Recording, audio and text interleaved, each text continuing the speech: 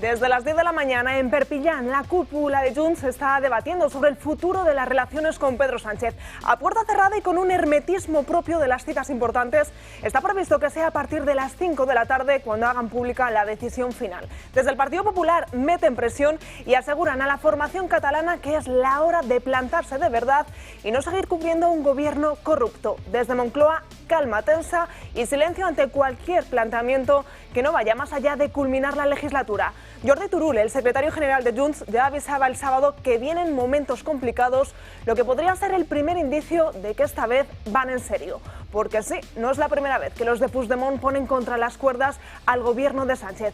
Prácticamente desde el inicio de esta legislatura, los independentistas dejaron claro que serían un socio imprevisible y que habría que negociar cada punto de manera independiente. Ahora, 2 años después, apenas han sacado rédito de sus 7 votos a favor de Sánchez. Un presidente del gobierno que prefiere no entrar al juego ante este ultimátum de Junts, pero que ha movido ficha en las últimas horas con un tema importante para los independentistas. Alemania negociará oficialmente el catalán en la Unión Europea. Habrá que ver si las prisas del presidente del gobierno sirven de nuevo como un pequeño anzuelo para apaciguar el desazón de los catalanes. A los pocos acuerdos alcanzados entre los de Puigdemont y los de Sánchez se suma que Junts pierde cada día más confianza entre los catalanes. Aunque de manera oficiosa pero no oficial, Carles Puigdemont ya habría comunicado su decisión de romper lazos con el gobierno, aunque esto no sería antes de final de año y la moción de censura no sería la primera opción. Una moción de censura que tampoco debatiría Vox. Santiago Abascal no se cree este juego de trileros que se traen entre el gobierno y los independentistas. La cuerda cada vez más tensa, el cerco cada vez más estrecho o la distancia cada vez más lejos, lo cierto es que no queda ni rastro de la poca estabilidad con la que comenzó un gobierno al que Sánchez decidió entregar a los independentistas. Ahora no le queda otra que agachar la cabeza y asumir la decisión de su socio Junts, al que estaba claro que no sería tan fácil de engañar como Pedro Sánchez pretendía con promesas vacías.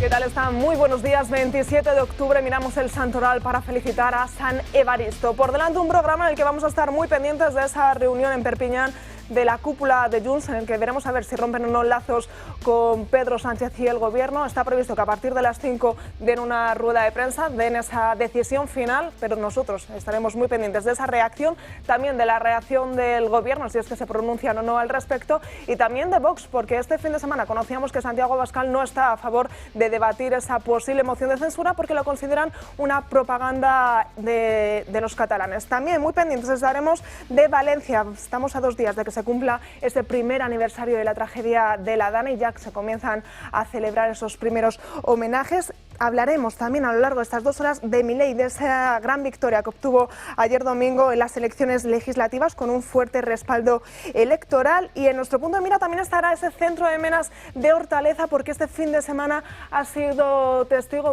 pues de una fuga de 3 marroquíes. 2 de ellos consiguieron retenerles, uno está en paradero desconocido, y de nuevo la violencia fue pues esa arma arrojadiza con la que consiguieron salirse con la suya. Todo ello será a lo largo del programa de hoy, pero como siempre, para no perder la tradición, comenzamos con Josep María Francas. ¿Qué tal? Muy buenos días. Pues muy buenos días. Pues mira, la pregunta del millón no es qué va a pasar con Junts, pero la pregunta del millón es una idiotez, porque lo interesante es la respuesta del millón, que es qué va a pasar exactamente. Pues no tengo ni puñetera idea. Ni yo, creo que ni nadie, ¿no? Porque son perfectamente capaces de no hacer nada y de hacer todo. Lo que está claro es que, diríamos, si nos ponemos en una serie de presupuestos que son objetivos, solo hay muy pocos. O sea, lo que haga Junts a Pedro Sánchez le puede preocupar 0. Porque por mucho que se empeñe en decir, pues no te apoyo nunca más, pues, y el otro dirá, ¿y a mí qué? O sea, no afecta para nada. Muchas veces he dicho aquí, y no porque me lo haya inventado yo, sino porque lo piensa mucha gente, que de la misma manera que era absolutamente improbable que Junts apoyara los presupuestos de Pedro Sánchez, era absolutamente improbable que Pedro Sánchez le diera la amnistía definitiva a Junts. porque eso significaba liberar, esos están atados. Y desatarles quiere decir que uno podría ir por libre del otro y no les interesa nada. Se está diciendo aquí, no aquí, sino en general esta mañana, que el gran problema que tiene Junts es que la chica esta de Ripoll les está comiendo terreno. Bueno, yo creo que es evidente que les está comiendo terreno, pero no creo que el terreno se deje de comer porque ahora salga alguien de Junts y diga Sánchez es un desastre y no la queremos nunca más. ¿Y qué? O sea, a la gente le importa muy poco, esto lo que le importa es políticas concretas. Entonces, me parece que está pesando más que todo lo que está consiguiendo Junts lo administra ella y en cambio no lo administra a la gente de la calle porque no le llega. Es decir, si tú pides cosas para ti y después cosas para, pues que no sé qué, el dinero, una financiación extra y todo eso, eso está muy bien, pero eso lo va a administrar ella. Con lo cual se va llevando votos ella en todo caso, o se los llevará. Pero la gente de la calle, que es la que votó Junts, no se come de esto un rosco. Es más, si Junts no ha cambiado, lo que tenía es un tejido de gente que era el pequeño empresario, que como comprenderéis con Sánchez está encantado. Con lo cual todo lo que sea que Junts ayude a que le sigan destruyendo la botiga, pues hombre, muy emocionado no está. Con lo cual esta gente es la que quiere tienda. Y quiere tienda, quiere negocio y lo que está dispuesto es a votar al que sea con tal de que no apoye a Sánchez. Me parece a mí que es eso, es tan fácil como eso. ¿Qué van a hacer? Pues depende si quieren morir de una manera o de otra, pero están condenados a acabar muy mal. Pues en unos minutos nos adentraremos en todo ese tema. En mesa también hoy con nosotros Miguel Robledo, muy buenos días. Buenos días. Alejandra Nuño, bienvenida. Muy buenos días. Y Pablo Pose, muy buenos días. Muy buenos días. Y vamos a comenzar el programa de hoy con una imagen que nos dejaba este fin de semana a 600 millas de Canarias, porque allí agentes del Grupo Especial de la Operación de la Policía Nacional han interceptado un mercante que transportaba, ojo, 6.500 kilos de cocaína. Su destino final era Vigo. En la operación se detuvo a 9 miembros de la tripulación que tenía de origen el puerto panameño de Cristóbal. Sin duda es una de las operaciones más grandes de los últimos años en la lucha contra el tráfico de drogas. Y como decíamos, a 2 días de que se celebre el primer aniversario de la Dana de Valencia, los homenajes comienzan a multiplicarse, sobre todo en las zonas más afectadas. En una de las zonas más castigadas de la Dana, en Paiporta, vecinos y voluntarios han querido recordar a las víctimas con una cadena humana. Ahí lo están viendo, era en la tarde de ayer. Además, han depositado velas alrededor del Ateneo Musical y Mercantil y en el Muro del Barranco. Un acto que se engloba dentro de las iniciativas locales para mantener viva la memoria de la Dana. Y prácticamente un año después se ha dado por finalizada la reconstrucción del puente de acceso a Cheste, un puente que cuenta con nombre nuevo ya que ha sido rebautizado como Puente de la Memoria. Los vecinos califican esta infraestructura como vital para la provincia, ya que es el principal acceso de Cheste desde la autovía A3 y es una vía imprescindible para la actividad industrial y logística. Sin duda, muy buena noticia que se vayan recuperando las infraestructuras después prácticamente de un año, aunque siguen sin llegar muchas de las ayudas prometidas desde el Gobierno y siguen todavía muchas vías que no se han reconstruido. Un año prácticamente que sucedió este suceso. Bueno, un año y parece que hemos reverdecido más allá del dolor de las víctimas y de la tragedia que supuso.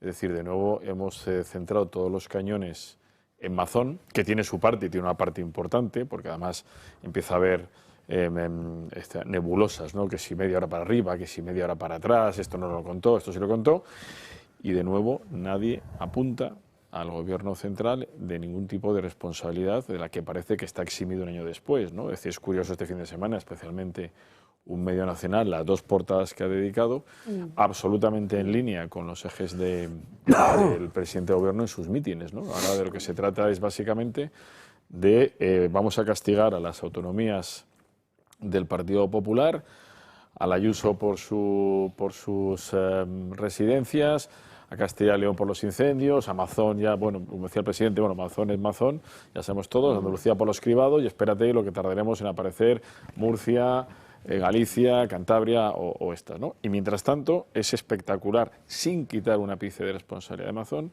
cómo se va de rositas el Gobierno, cómo se va de rositas el presidente del Gobierno y toda la estructura que había en torno, ¿no? La Confederación Hidrográfica, la delegada del Gobierno, bueno, no sé, es decir, un año que, como siempre ocurre en España, más allá del recuerdo de las víctimas y de ver cómo no vuelve a ocurrir estas cosas, pues sacamos la navaja albaceteña y nos dedicamos a rajarnos, ¿no? Precisamente, vamos a ver la encuesta de GAT3 que realizaba para el diario ABC, que de nuevo pues vuelve a señalar única y exclusivamente a Carlos Mazón, y es que según esta encuesta el 75% de los valencianos creen que Carlos Mazón debe dimitir y 6 de cada 10 que debería convocar elecciones. Culpan directamente al presidente de la Generalitat Valenciana de ser el responsable de la Dana y se vuelven a olvidar, como decíamos, de ese gobierno central. Esta encuesta fue realizada entre el 13 y el 22 de octubre. Alejandra Nuño.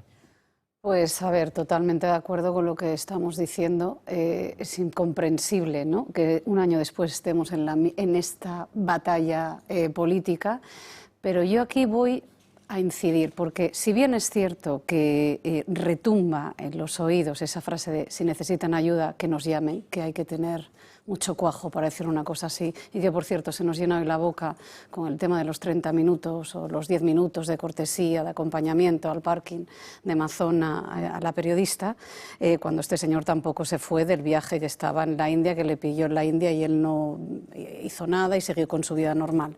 O sea que desde luego el presidente no tiene ningún tipo de ejemplaridad a nivel de conducta. Pero diciendo todo esto, yo sí que creo que el Partido Popular, o sea, yo no puedo entender que el Partido Popular a un año vista, no sé cómo Feijóo se va a sentar en el funeral el día 29, y a mí me cuesta mucho entender que todavía hoy Mazón esté sentado en el gobierno de valenciano. No lo puedo entender. O sea, diciendo la crítica de que todos fallaron, yo no comprendo como ejemplaridad ética y moral y de gestión la parte de Mazón, sinceramente. Y desde luego estoy completamente de acuerdo con Miguel en el sentido de decir que esto lo que ha abierto es la política de aquí, y en efecto era demoledor ver el periódico, ¿no?, que parecía, además me impresionó porque eran todas las caras, nos impresionaría a todos por desgracia, porque nos sigue llenando de tristeza, ¿no?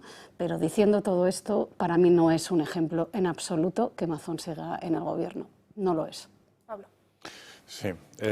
A ver, yo lo que no entiendo tampoco, claro, es que siga Pedro Sánchez, que salió huyendo de allí directamente, ¿no? Es decir, al final, ¿quién ha estado más acompañando a los valencianos, aparte del gobierno de la Generalidad, que me imagino que en todas sus consejerías, el rey ha estado ahí en Valencia muchas veces, no, ha ido ya varias veces y con su familia, y se ha estado atendiendo a toda esa gente que lo perdió todo. Se ha dicho mucho, como hemos dicho, sobre esos minutos, esas horas siguientes a la tragedia, pero es que ha pasado un año, ¿no? Estos días estamos viendo un montón de reportajes y documentales sobre lo que ocurrió esos días. Yo este fin de semana hemos visto muchas cosas. Vosotros creo que vais a hacer un programa especial este jueves, este miércoles, ¿no? Mañana, que seguro estará muy bien. Y claro, cuando haces un poco la retrospectiva y ves la barbaridad que ocurrió, que cayó el agua de un año o de un año y medio de repente en una tarde en Valencia, pues evidentemente culpar de lo que estaba ocurriendo en ese momento casi incluso al gobierno central es ridículo. Pero es verdad que cuando ha pasado un año y hemos visto todo lo que se ha hecho y lo que no se ha hecho, entonces yo creo que sí se pueden repartir más las culpas. Las ayudas no han llegado, pero es que, claro, son muy cicateros. Dicen que han movilizado 16.000 millones de euros, que es un determinado jurídico para decir que han pintado algún presupuesto, pero luego realmente ha llegado un tercio del dinero desde el gobierno central a Valencia. Entonces, cuando van pasando los meses y vamos viendo que realmente no llega esa ayuda por parte del gobierno central, creo que sí se pueden poner culpables concretos, ministerios concretos, ejecución de presupuestos concretos. Quizás el que no tengamos presupuestos también dificulta todo esto, no lo sé, pero va pasando el tiempo. Creo que tampoco hay que olvidarse de dos cosas. Una, y están conectadas, ¿no? Yo creo que el Partido Socialista, siempre que ha visto la oportunidad, ha habido una tragedia humana, han intentado sacar rédito político. Y no nos olvidemos, en el 11 de marzo lo hicieron, en Madrid hicieron un retorcimiento de la situación para sacar rédito político. En el COVID, con las residencias, como se decía, han intentado remover todas las víctimas y retorcer todo el dolor. En la Asamblea de Madrid hemos visto cómo han llegado cartas de padres o hijos de víctimas que decían: quitad el número de mi padre o de mi hijo, porque yo no quiero que contabilice como una cifra, que ellos lo ponen como simplemente una cifra, y lo siguen utilizando.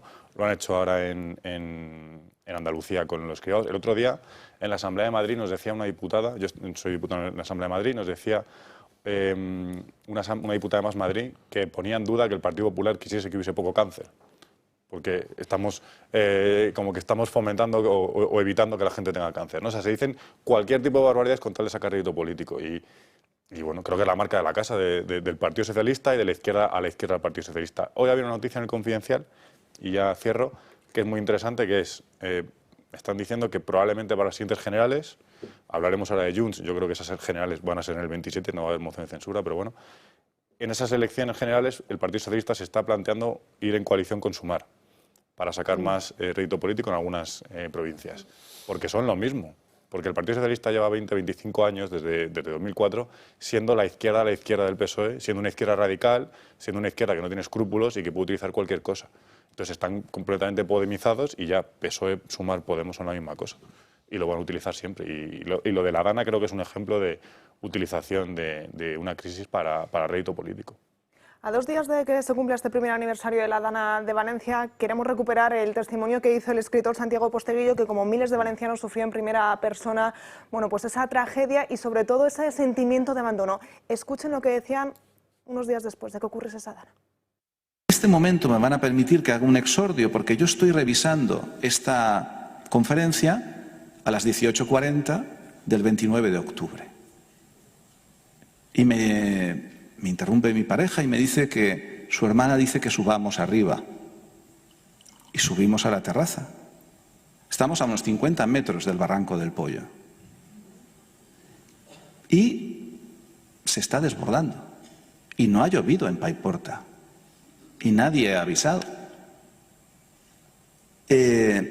Como está saliendo el agua y yo tengo el coche aparcado fuera, al lado de la estación de metro, pues tomó una decisión que probablemente mucha gente tomó, que es cogemos el mando del garaje de mi pareja, mis llaves del coche y vamos a salir a cambiar el coche de sitio.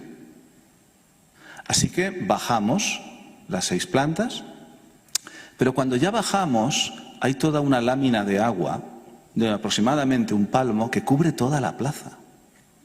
Y hombre, eso es raro en tan poco tiempo. Luego, cuando dudamos, nos viene bien que el entorno nos incline hacia un lado o hacia otro. Y había varios vecinos abajo que convinieron que no parecía una buena idea que saliéramos a cambiar el coche de sitio. Así que, entre nuestra propia intuición, los consejos de los vecinos, pues tomamos la idea de la decisión de no cambiar el coche de sitio. Evidentemente, ni mi coche, el coche lo encontré a 4 días después, a 1 kilómetro de distancia donde lo había aparcado, pero eso es lo de menos.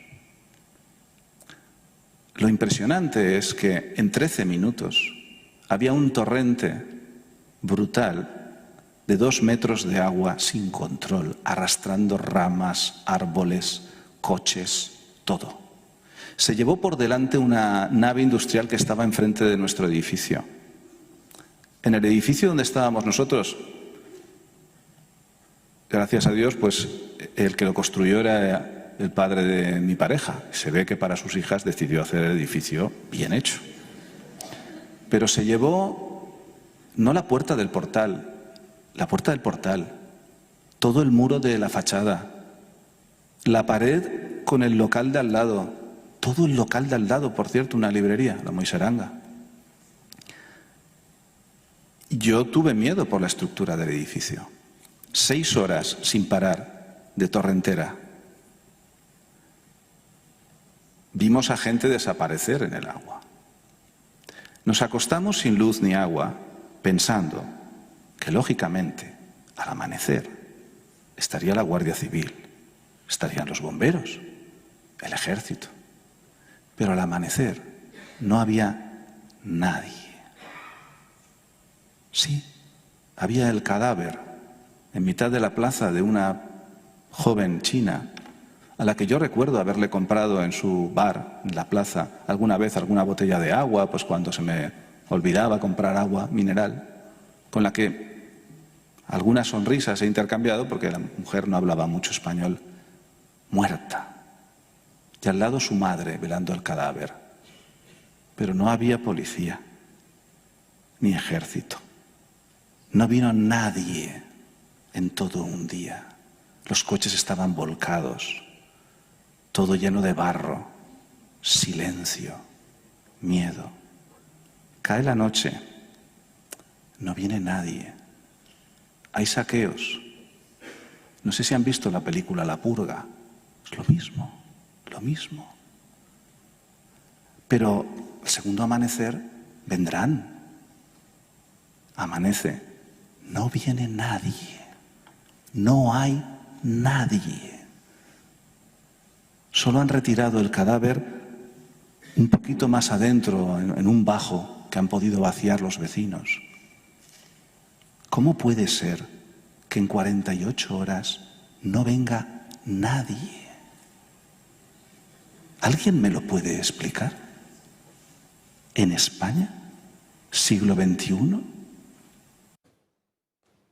Pues 12 meses después siguen impresionando esas palabras, un testimonio que es de una persona pero que se repitió en muchísimas familias, en muchísimos vecinos, y llama sobre todo la atención no solo como narra esa noche, esas fatídicas horas, sino también el hecho de que a la mañana siguiente dicen ni guardias civiles, ni bomberos, ni ejército, ni policía, simplemente cadáveres en las propias plazas. Sigue llamando la atención, sigue sobrecogiendo un año después. Es aterrador, y aparte es aterrador porque al final, y me estaba ahora reflexionando, escuchando estamos aquí hablando, pero y yo por lo menos conmigo misma, ¿no? Decir, ostras, yo quiero empezar pues con esa vigilia y esas velas que veíamos ayer y poniéndote en esa situación de esas familias que, por cierto, esta mañana hablaba alguna periodista en una radio nacional, ¿no? De los datos servidos por Kaiser Research y evidentemente, y creo que lo comentaba él también, ¿quién está sufriendo esto ahora más todavía? Porque después de un año, ¿no? ¿Quién sigue sufriendo la facturación con un 10% menos?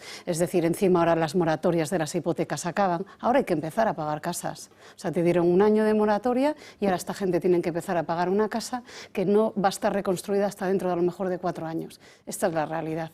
Y las personas que tenemos ahí, desde luego resilientes, no, lo siguiente, mi más sentido, no sé, emoción, ¿no? Y que te quedas así, en fin. A ver, el testimonio de Posteguillo es duro, pero no hacía falta el testimonio de Posteguillo, porque todos seguimos en directo más o menos eso que pasaba y al día siguiente somos conscientes que no había nadie. Y al día siguiente, o sea, al segundo día, somos conscientes de que no había nadie.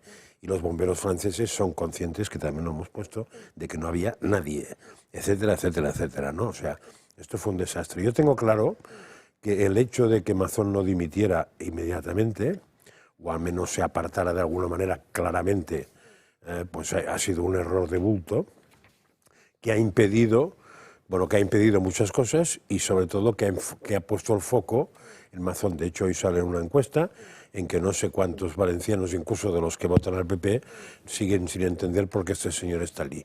Pero también entiendo que si solo dimitiera Mazón sería tan injusto como que solo haya dimitido Noelia por haber falsificado el currículum, que tenía que haber dimitido, o que solo haya dimitido la consejera de Sanidad de Andalucía por los cribados, que tenía que haber dimitido, pero no solo ella, porque resulta que en otros sitios incluso hoy sale pillada la ministra con esto, ¿no? O sea que, en fin, que es muy interesante que dimite a la gente, pero todos, no uno solo, todos. Ahora, o empiezas tú o no puedes echarla en cara al contrario. También con una pequeña diferencia. Yo con Mazón casi me conformaría con la dimisión. Con la Ribera, la que está de vicepresidenta europea, no me conformaría con la división. Querría además un juicio y probablemente la cárcel. Y con Pedro Sánchez ni os digo. Yo, fíjate, yo que creo que Mazón en su momento tenía que haber salido, no al día siguiente, pero en un plazo tenía que haber dimitido. La pregunta que me hago es, oiga, ¿qué hubiera cambiado si Mazón hubiera llegado al centro de emergencias 2 horas antes? Nada. Es decir, todos los demás eran tontos, o sea, todos los demás no podían tomar una decisión, todos los demás eran inútiles. Es decir, sin quitarle ni un ápice a que, hombre, hay cosas que son de pura experiencia. Y dice, mira, chico, esto procura estar disponible, ¿no? Pero la cuestión es, pues claro, focalizamos todo en que da la sensación de que tenía el maletín de la bomba atómica y que si no está él, no se pueden activar las doyas, como en Estados Unidos. Es decir, oiga, también partiendo de la base que creo que se tenía que haber ido, eso era, resulta que es la pieza fundamental que se hubieran evitado la pérdida innecesaria de vidas. Hombre, creo que no. O sea, creo que es una tragedia de una magnitud brutal, pero que al final también es cierto que estas cosas ocurren, hay que asumir responsabilidades políticas, no solo de Mazón. Tú has hablado de Teresa Rivera, que está disfrutando de la canonjía de una vicepresidencia en Europa, pero también de ahí para arriba, ¿no? Es decir, el gobierno central tendría que haber, y nadie, absolutamente nadie. Ahora, ¿qué ocurrió? Que en el momento que él no sale, se focalizaron todas las luces en Mazón, y además, claro, es que encima tenía un apellido que daba algo en la rima, o sea, si es que en términos de marketing es que era perfecto, vamos. Lo que es inadmisible, yo creo que también, un poco lo decía, habiendo pasado un año, yo creo que es inadmisible que hayamos visto cómo ocurrió todo eso, que hubo una falta de coordinación absoluta entre la administración autonómica y la nacional y el gobierno central, por dejación de funciones del gobierno central. Al día siguiente no había policía, no había ejército, no había guardia civil, pero sí que estábamos votando lo de Radio Televisión Española en el Congreso, o sea, ese tipo de cosas tampoco se nos pueden olvidar.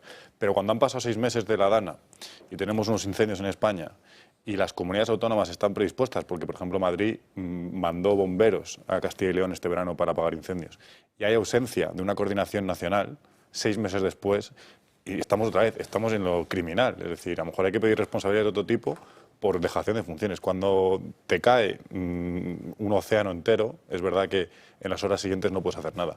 Pero cuando van pasando los meses y se utiliza además de forma torticera para enfrentar a las comunidades autónomas, como decíamos antes, o para buscar responsabilidades donde no las hay, cuando las comunidades autónomas muchas veces lo que están es intentando colaborar y falta una coordinación nacional que debería estar ahí, que por motivos políticos y porque Castilla y León es del PP y la Comunidad Autónoma de Madrid es del PP, yo no quiero intervenir, es una barbaridad. Y eso, cuando van pasando los meses, yo creo que va quedando más claro que hay una intencionalidad política. Yo, por ejemplo, un sábado por la noche tuve la suerte o la desgracia de hacer un zapping, irme a La Sexta en un momento determinado. En La Sexta explica. Y entonces la primera parte era Mazón. Y Mazón, porque yo no lo sabía, había habido una manifestación con 25.000 personas en Valencia. Y entonces apareció una damnificada que habló del asesino Mazón como 25 veces seguidas. Criminal, asesino, tal, no sé qué. Y después, para acabar de arreglar, entró el juez que juzgó a la infanta en Mallorca, que ya mezcló todo. También es verdad que no recuerdo que le llamara asesino Mazón, fue más prudente, supongo que porque sabe cómo puede acabar una invocación de este estilo, pero sí ya inició el paquete que vamos a ver y que de hecho se siguió Pedro Sánchez ayer, que es sumar esto con los cribados de Andalucía, con los incendios de Castilla y León y con el aborto de Isabel Díaz Ayuso, y entonces tenemos ya todo el paquete de los del PP que no hacen nada. Pero lo triste, desgraciadamente, es que enfrente sí que están unos que hacen muy poco, o sea, porque realmente si con unos cribados te pueden llevar hasta vamos, que no te dejen ni respirar, con lo que ha hecho Pedro Sánchez, ¿dónde tendría que estar Pedro Sánchez? Entonces, frente a Pedro Sánchez, ¿qué hay? La paz, el amor platónico, no sé exactamente qué, pero en eso tiene razón el pueblo de Pedro cuando ha dicho ayer, ¿y dónde está Feijóo? Nosotros, el Toro... De semana en semana. Nosotros, el Toro Televisión, no queremos dejar en el olvido a todos esos heridos, a todas esas familias, a todas esas víctimas. Por ello vamos a realizar mañana un programa especial desde allí, desde Valencia, y para contarnos, para darnos más detalles, bueno, pues vamos a abrir la ventana del Club de Amigos.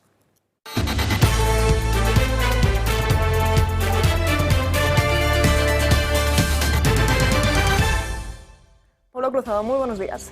Pues muy buenos días, Natalia. He de decir que el pueblo, la gente, nos vuelve a sorprender, aunque sea un año más o una vez más. He de decir que gracias a todas aquellas personas que se han apuntado, hemos tenido que abrir más plazas para mañana, martes día 28, para ese programa especial. Así que desde aquí, gracias, porque es cierto que juntos somos más fuertes, es cierto que les necesitamos al otro lado para que asistan a este especial que estamos haciendo con tantísimas ganas, tantísimo esfuerzo, con invitados muy especiales, con contertulios, con testimonios que no van a dejar indiferente a nadie, porque queremos estar a su lado y queremos sentirles cerca y que nos sientan cerca, porque desde el Toro Televisión y sobre todo también desde el Club de Amigos no les hemos olvidado en este largo año.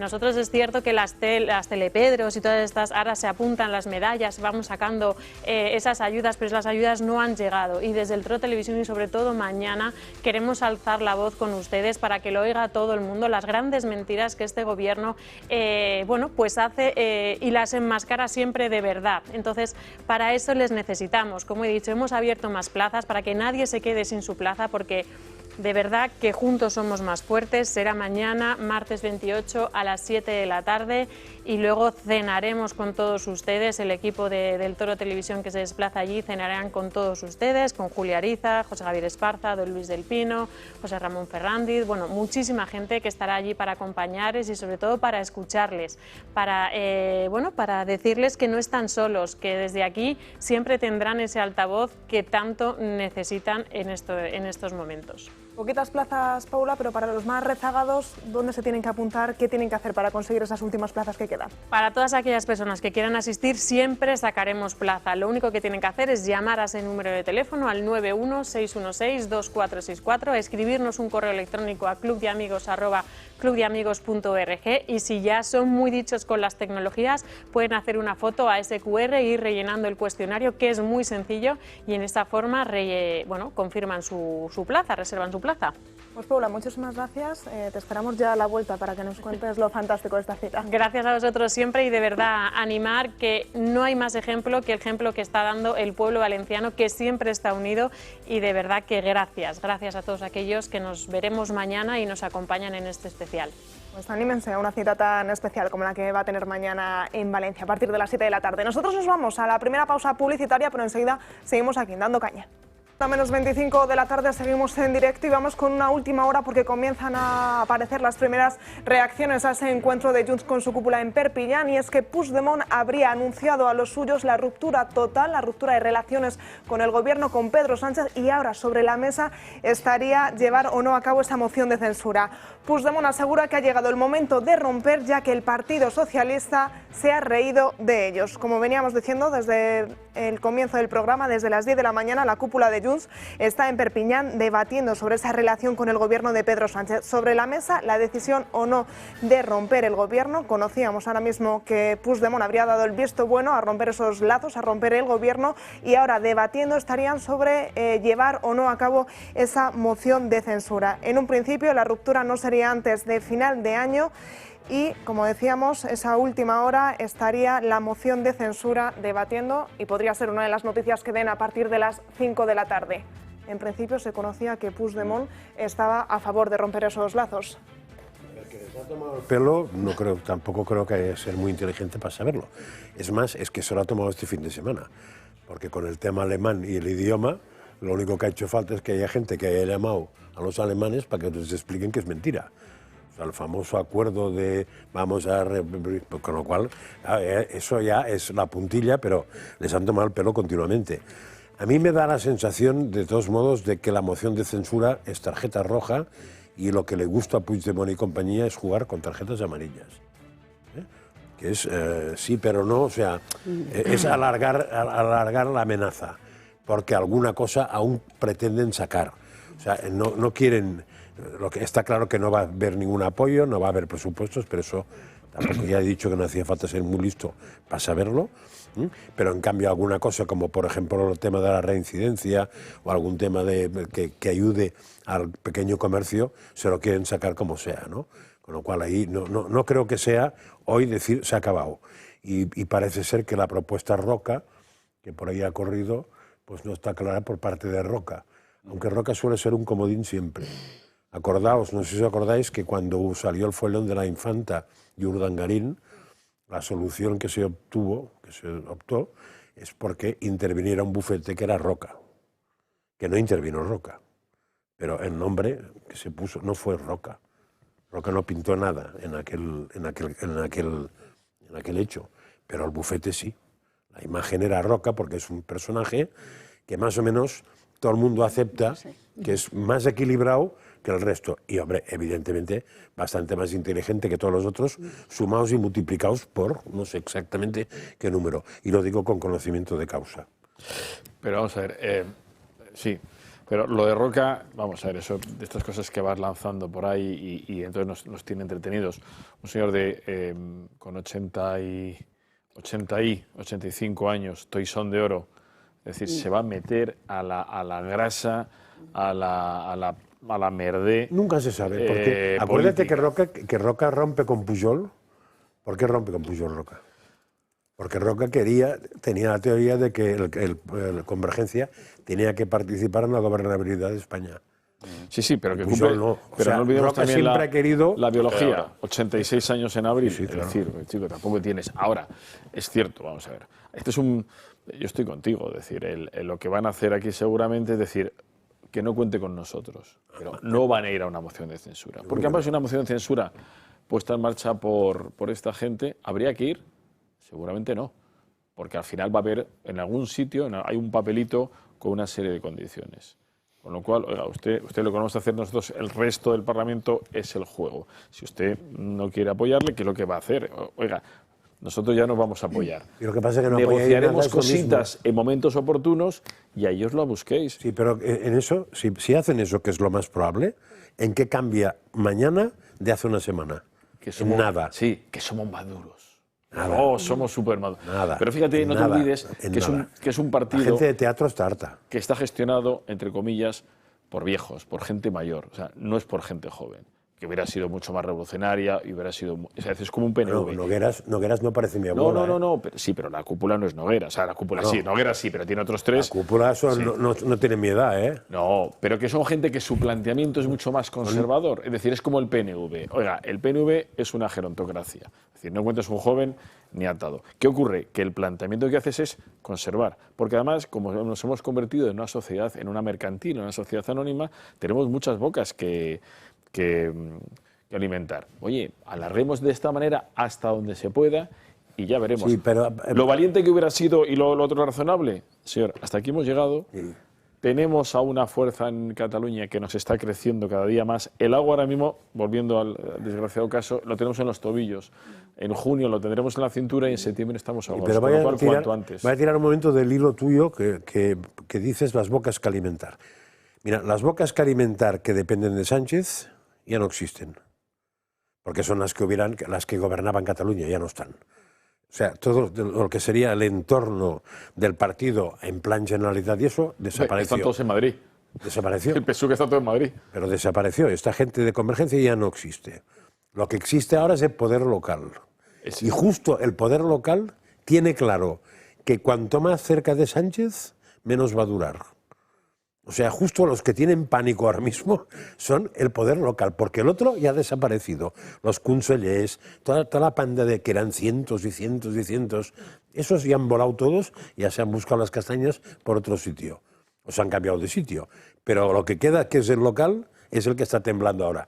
Y como pierda esto no queda nada, porque un partido sin implantación territorial no es un partido, es un cero. Nos vamos a ir en directo hasta la sede de Vox porque precisamente sobre Pedro Sánchez está hablando José Antonio Fuster en estos momentos en directo en esa rueda de prensa. Actividades. Esta es la España de verdad. Esta es la España que sustenta el país. Esta es la España a la que hay que apoyar. Y aunque alguna vicepresidenta se burle, sí, esta es la España que madruga. Nuestro plan comprenderá medidas para favorecer el relevo generacional y el aprendizaje de los oficios, se lo aseguro. Noveno y penúltimo. Que los Estados Unidos incluyan al expresidente Zapatero en el organigrama corrupto y criminal de ese régimen. Algo tendrá que decir, digo yo. ¿No? Bueno, por supuesto, Vox preguntará a Pedro Sánchez por el nepotismo, por la red de favores familiares, por la estructura paralela de presión a jueces y guardias civiles, encabezada por la fontanera de Ferraz, Leire Díez, así como esa estrategia de acoso al Poder Judicial. Habrá más cosas, pero insisto, no se la pierdan, igual que nosotros no nos perdemos las informaciones que señalan que el gerente del Partido Socialista se llevó una copia de la contabilidad que incluye los pagos en metálico a Sánchez y a otros miembros de su partido. Por eso, como no nos perdemos sus informaciones, yo les anuncio que los servicios jurídicos de Vox van a presentar un escrito, una petición de una medida cautelar en el juzgado de guardia para pedir la entrada y registro de la sede del PSOE en Ferraz a fin de evitar el riesgo evidente de destrucción de pruebas.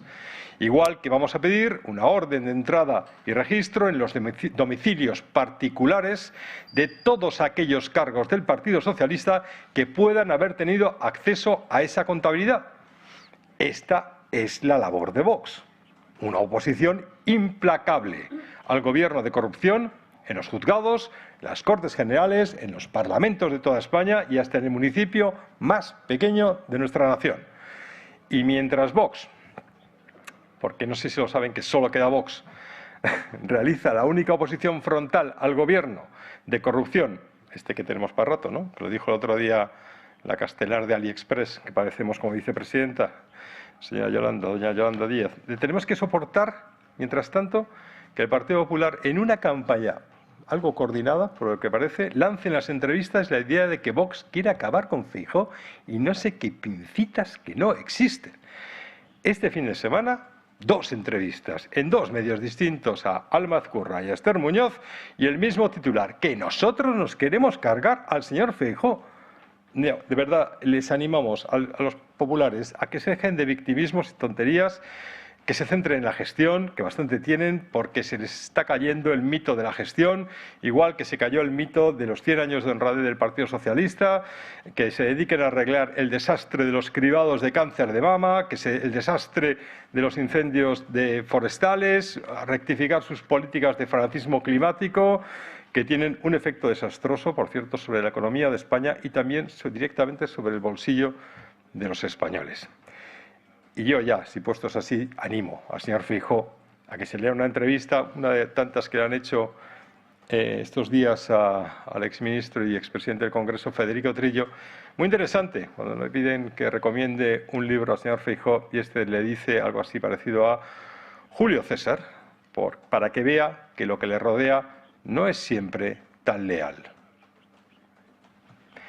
Y el día que quiera la señora Azcurra o la señora Muñoz un debate abierto cara a cara con nosotros sobre la pincita o por qué a alguno de los suyos se les va la idem, pues lo tenemos cuando y como quieran, de verdad.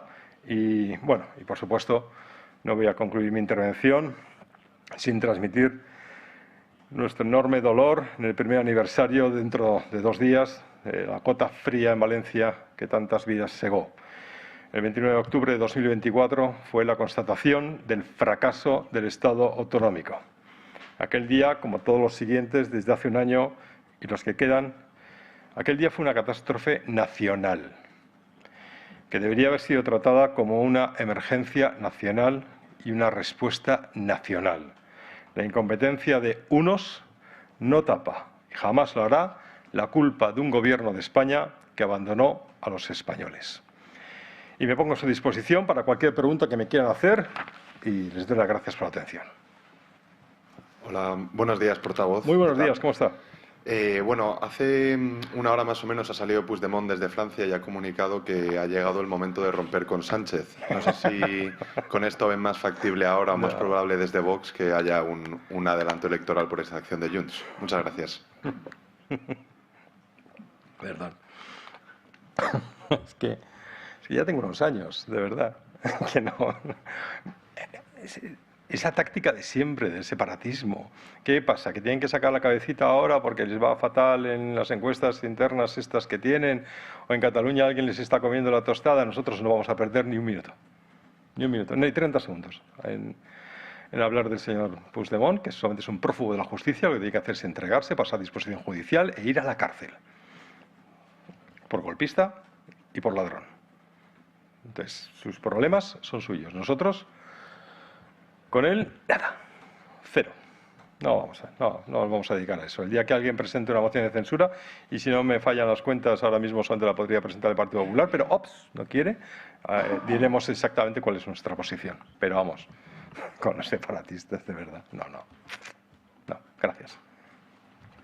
Hola, portavoz. ¿Qué tal? Buenos días. Quiero insistir en ese tema.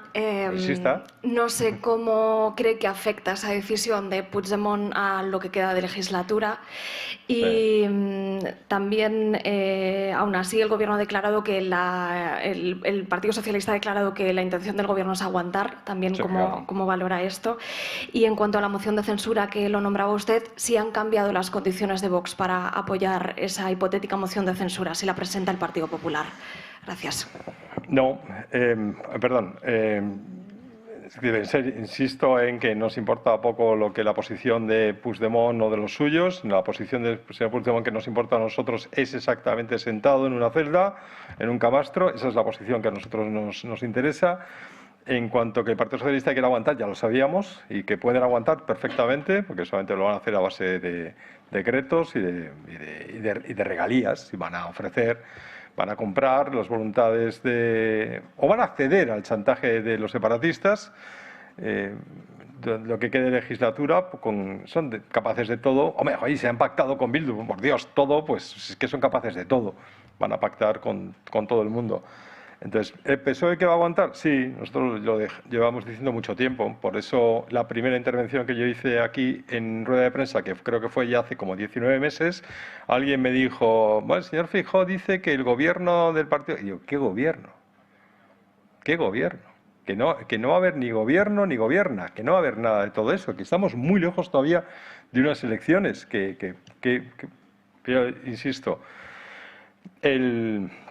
aquí solamente hay hacen falta 35 diputados para presentar una moción de censura, que sepamos, a no ser que alguien nos dé a nosotros 2 diputados honrados, a ser posible, para presentarla solamente la puede hacer el Partido Popular. El día que el Partido Popular la presente diremos exactamente qué es lo que pensamos de esa moción de censura. Pero les recuerdo que nosotros presentamos 2 contra Pedro Sánchez. En una nos votaron que no y en otra se abstuvieron, el Partido Popular. Es que no ha cambiado nada. No ha cambiado nada. Nosotros queremos desalojar a Pedro Sánchez de la Moncloa, pero no solo Pedro Sánchez. Queremos desalojar todas las políticas de Pedro Sánchez que vienen heredadas de todas las políticas socialistas que tampoco el Partido Popular hizo nada por revertir cuando consiguió la mayoría absoluta. Nuestras condiciones lo saben todos. Reconstrucción. Buenos días, portavoz. Muy buenos días, ¿cómo está?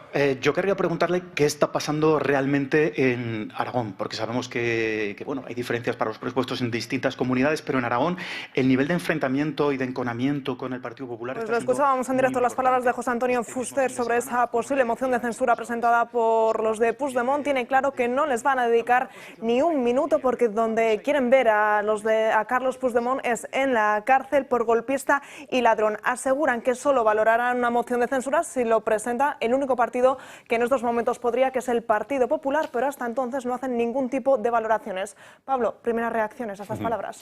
Pues es un debate interesante, ¿no? Yo invitaría a cualquiera que vea un debate de la Asamblea de Madrid o que vengan en el Parlamento y vean cómo Vox, ante lo que propone la izquierda, las barbaridades que dicen y los ataques que hacen constantemente, su única oposición es al Partido Popular y en concreto a Feijóo en la Asamblea de Madrid. O sea, creo que es un poco obsesivo y creo que sus ruedas de prensa muchas veces se centran en lo que hace o no hace el Partido Popular, por mucho que digan que van a por Sánchez. Entonces, ahí igual habría que verlo. Dicen que ellos han hecho 2 mociones de censura que fueron fracasadas. Se veía, ¿no? En el momento en que estaban presentadas sabían que iban a fracasar. Y estamos donde estamos. Es decir, tampoco ha habido un cambio de camino, de rumbo. Yo creo que dar palos de ciego a veces puede ser contraproducente. Yo creo que quizás hay que buscar la efectividad cuando se hacen este tipo de cosas, o mociones de censura, mociones de confianza, etcétera. También a veces Vox se empeña, y lo vemos mucho en la Asamblea de Madrid, en instalarse en esa caricatura que quieren hacer de ellos. Y yo creo que muchas veces ni siquiera refleja ni los posicionamientos que ellos tienen, pero se empeñan muchas veces en encasillarse en esas caricaturas que hacen de ellos, y tampoco creo que sea eficaz ni para lo que pretenden, ni para Madrid en el caso de la Asamblea de Madrid, ni para España en el Congreso de los Diputados. Pero bueno, oye, que haya ellos. Sobre Puigdemont, en este caso sí que coincido un poco con Fuster. Puigdemont lo que tendría que estar es en la cárcel, y no tendríamos que estar viéndole en Perpiñá con una reunión decidiendo la gobernabilidad o no de España, punto pelota. Entonces, todo lo que ha hecho Sánchez desde que es presidente del Gobierno nos ha llevado a restituir políticamente a Puigdemont, y que haya pasado de ser un absoluto don nadie a de repente ser una figura importante y que todo el mundo tenemos que estar escuchándole, ¿no? Entonces, eso es lo que Sánchez nos ha dado, un Puigdemont reforzado y que saben que hacen esta performance, ¿no? Esta amenaza de romper, que no van a romper, para intentar sacar algo más. Yo creo que tenían la financiación singular que llaman el Partido Socialista de forma maquillada, que realmente es un cupo independentista para que Cataluña se pueda independizar, tienen atascada ese cupo independentista y esta performance la hacen para desatascarlo. Para que volvamos a hablar, para que en Cataluña se hable de ese cupo independentista y para que se puedan llevar la parte del pastel que ellos consideran que se tienen que llevar, que es toda. Ellos se quieren quedar con todos los impuestos y con toda la recaudación. Y eso es lo que vamos a ver las próximas semanas, yo creo. Pero lo que te decía antes es verdad, eso sería para administrarlo ella. Con lo cual les interesa muy poco, ¿eh? O sea, no pueden dejar de pedirlo, pero no les interesa demasiado que se dé, porque lo va a administrar ella. Ellos quieren que llegue, entonces, que llegue para las siguientes elecciones. No, claro, que llegue cuando ganen ellos, pero mientras tanto no, y eso es muy difícil, ¿no? A ver, has dicho, claro, las dos mociones de censura ya se veía antes que no servían, que no iban a ningún puerto, eso es evidente, pero me parece, y aquí me fiaría bastante de lo que opine Miguel, pero creo que justo lo que estábamos diciendo de que no se ve la oposición delante es precisamente ese es el ejemplo. Es decir, el hecho de que Vox presente dos mociones de censura inútiles, entre comillas, hacen que Vox se presente como la oposición en serio, que no está dispuesto a dejar pasar ni una. Y el hecho de que el PP no las presente se puede interpretar como que es muy inteligente y sabe sumar, y los otros no, o se puede interpretar como que no se moja. Y creo que la gran interpretación que se está haciendo es que no se moja, y al no mojarse es cuando va bajando, me parece a mí. O sea que a veces el dar la cara, aunque te la apartan, pues es una manera de decir yo estoy aquí y no pasan por aquí delante. Sánchez sobreviviendo a una moción de censura, cada uno sabe lo que otra. Sí, cada uno sabe lo que hace. Y después, claro, el tema de Puigdemont, yo estoy de acuerdo que Puigdemont, donde debe estar, es donde no tenía que haber no haber salido porque no le iba a entrar. Pero también te diré que si el hecho de que dependa de que Sánchez nos deje en paz y nos deje de mandar al abismo depende de Puigdemont, pues igual yo incluso estaría dispuesto a llevarlo en brazos algún día. Y me parece que eso mismo lo opina mucha gente. Y me parece que visto en el momento que Puigdemont se pusiera en solfa para poder resolver el problema de España que se llama Pedro Sánchez y sus muchachos, no tengo ninguna duda que el PP no iría con remilgos. Y me parece que Vox tampoco iría con muchos, porque la valoración contraria es muy dura. Es decir, no sé si por culpa mía sigue Sánchez, no hay quien lo explique, no hay quien lo explique. Y sí que estoy de acuerdo contigo en que cada vez que el PP y Vox se enzarzan, porque tú notarás que lo hace más Vox, a veces lo hace más el PP, en uno contra otro a marear la perdiz, lo que están haciendo para mí es el primo. Sí. Porque el problema está en otro lado. Y además no hace falta eso, porque está muy claro que son distintos. No hace falta. O sea, pero como parecen empeñados ambos dos, porque recordemos la chica hasta que teníais o que seguís teniendo en Extremadura, pues sus declaraciones. O sea, el diferenciarse del que es distinto es una manera de marear la perdiz y perder el tiempo. Ojalá lo que digas lo acepten o lo interioricen Vox y el PP. Un comentario más. La ley de amnistía que está ahora mismo en vigor y que ya los reos se han aprovechado de ella, es un engendro que tenemos ahí en nuestro sistema constitucional que quiebra la igualdad entre la ley. Entonces, yo creo que eso habría que revertirlo en tanto en cuanto todos los efectos posibles. Derogar la ley no va a suponer nada porque se van a beneficiar y punto. Pero esa restitución que han querido hacer de los políticos independentistas, secesionistas, que dieron un golpe de Estado, que no nos olvidemos, en España ha habido 2 golpes de Estado, se ha muerto Tejero y el otro golpe de Estado fue el de 2017.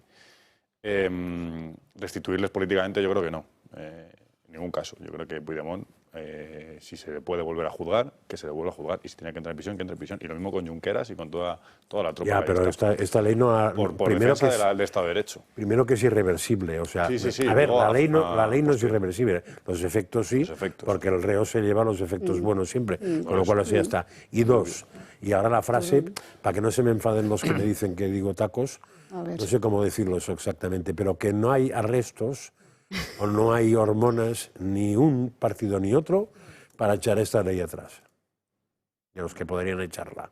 No fuera caso que Puigdemont se cabreara más y entonces no hubiera solución posible en un futuro a su favor. Pero fijaros, con lo cual se la tragarían con patatas fritas sin ninguna duda. Enlazando los dos cables, atando los dos cables de vuestras intervenciones, al final lo que no se explica es que con un personaje así, en una formación política así, ¿qué obsesión tiene? ¿Cuál es el personaje? Puigdemont y sus chicos. No se explica que el Partido Popular, o en este caso Feijóo, cada vez que aparece por Cataluña, hay como una, no solo Feijóo, hay una obsesión en que seguir dejando que, bueno, con esto se podría acabar negociando, ¿no? Es decir, con lo cual el propio electorado tiene que estar desconcertado. Es decir, juntado lo que decir los dos, ¿no? Que además tiene mucho sentido. Pero entonces, ¿qué sentido tiene que el representante que da forma a todo el Partido Popular en toda España no desaproveche oportunidades? Fijaos que nunca cierra la puerta y siempre deja en la ventana abierta de, bueno, a lo mejor podríamos, habría que... Por eso nació Ciudadanos. Igual que el PNV. Por eso nació Ciudadanos, por eso ganó Ciudadanos lo que ganó, pero también yo entiendo, a ver, criticando ahora entiendo que la postura del PP es, si no se atreve a cambiar la ley electoral y no se atrevió cuando podía, no puede jugar con eso, porque sabe que tener enfrentados a estos quiere decir que no se va a comer un rosco. Y voy a poner un ejemplo que además lo he puesto varias veces y además es así, es real. En un momento dado en Valencia, no, en Baleares estaba Munar y sus muchachos, ¿os acordáis? Cuando hablabas con el PP y con el PSOE, y no precisamente con los porteros de las sedes, sino con los que mandaban, tenían los dos claro, tanto el PP como el PSOE, que Munar era una sarta de porquería, de corrupción alucinante. O sea que ahí había lo que no está escrito. Pero te decían, no haremos nada porque es mucho más barato dejarla que se siga corrompiendo los votos que no pactar con los otros. Es decir, tenían perfectamente claro todo, pero les era muy cómodo porque el que podía gobernar solo con Munar es muy barato, porque pagaban con el dinero del resto. Claro, pues aquí pasa absolutamente igual.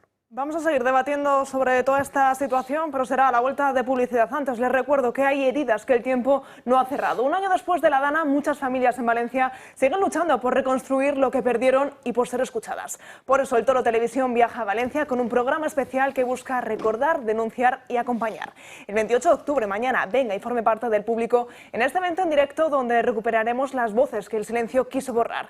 Y después del programa, viva una cena única junto a Julio Ariza, José Javier Esparza y Luis del Pino. Una noche de conversación, memoria y esperanza con los rostros más reconocidos de esta cadena. Apúntese ya llamando al 91 616 2464, escribiendo a clubdeamigos@clubdeamigos.org o escaneando el código QR que aparece en sus pantallas. Este 28 de octubre en Valencia, el Toro Televisión, la verdad también merece su memoria.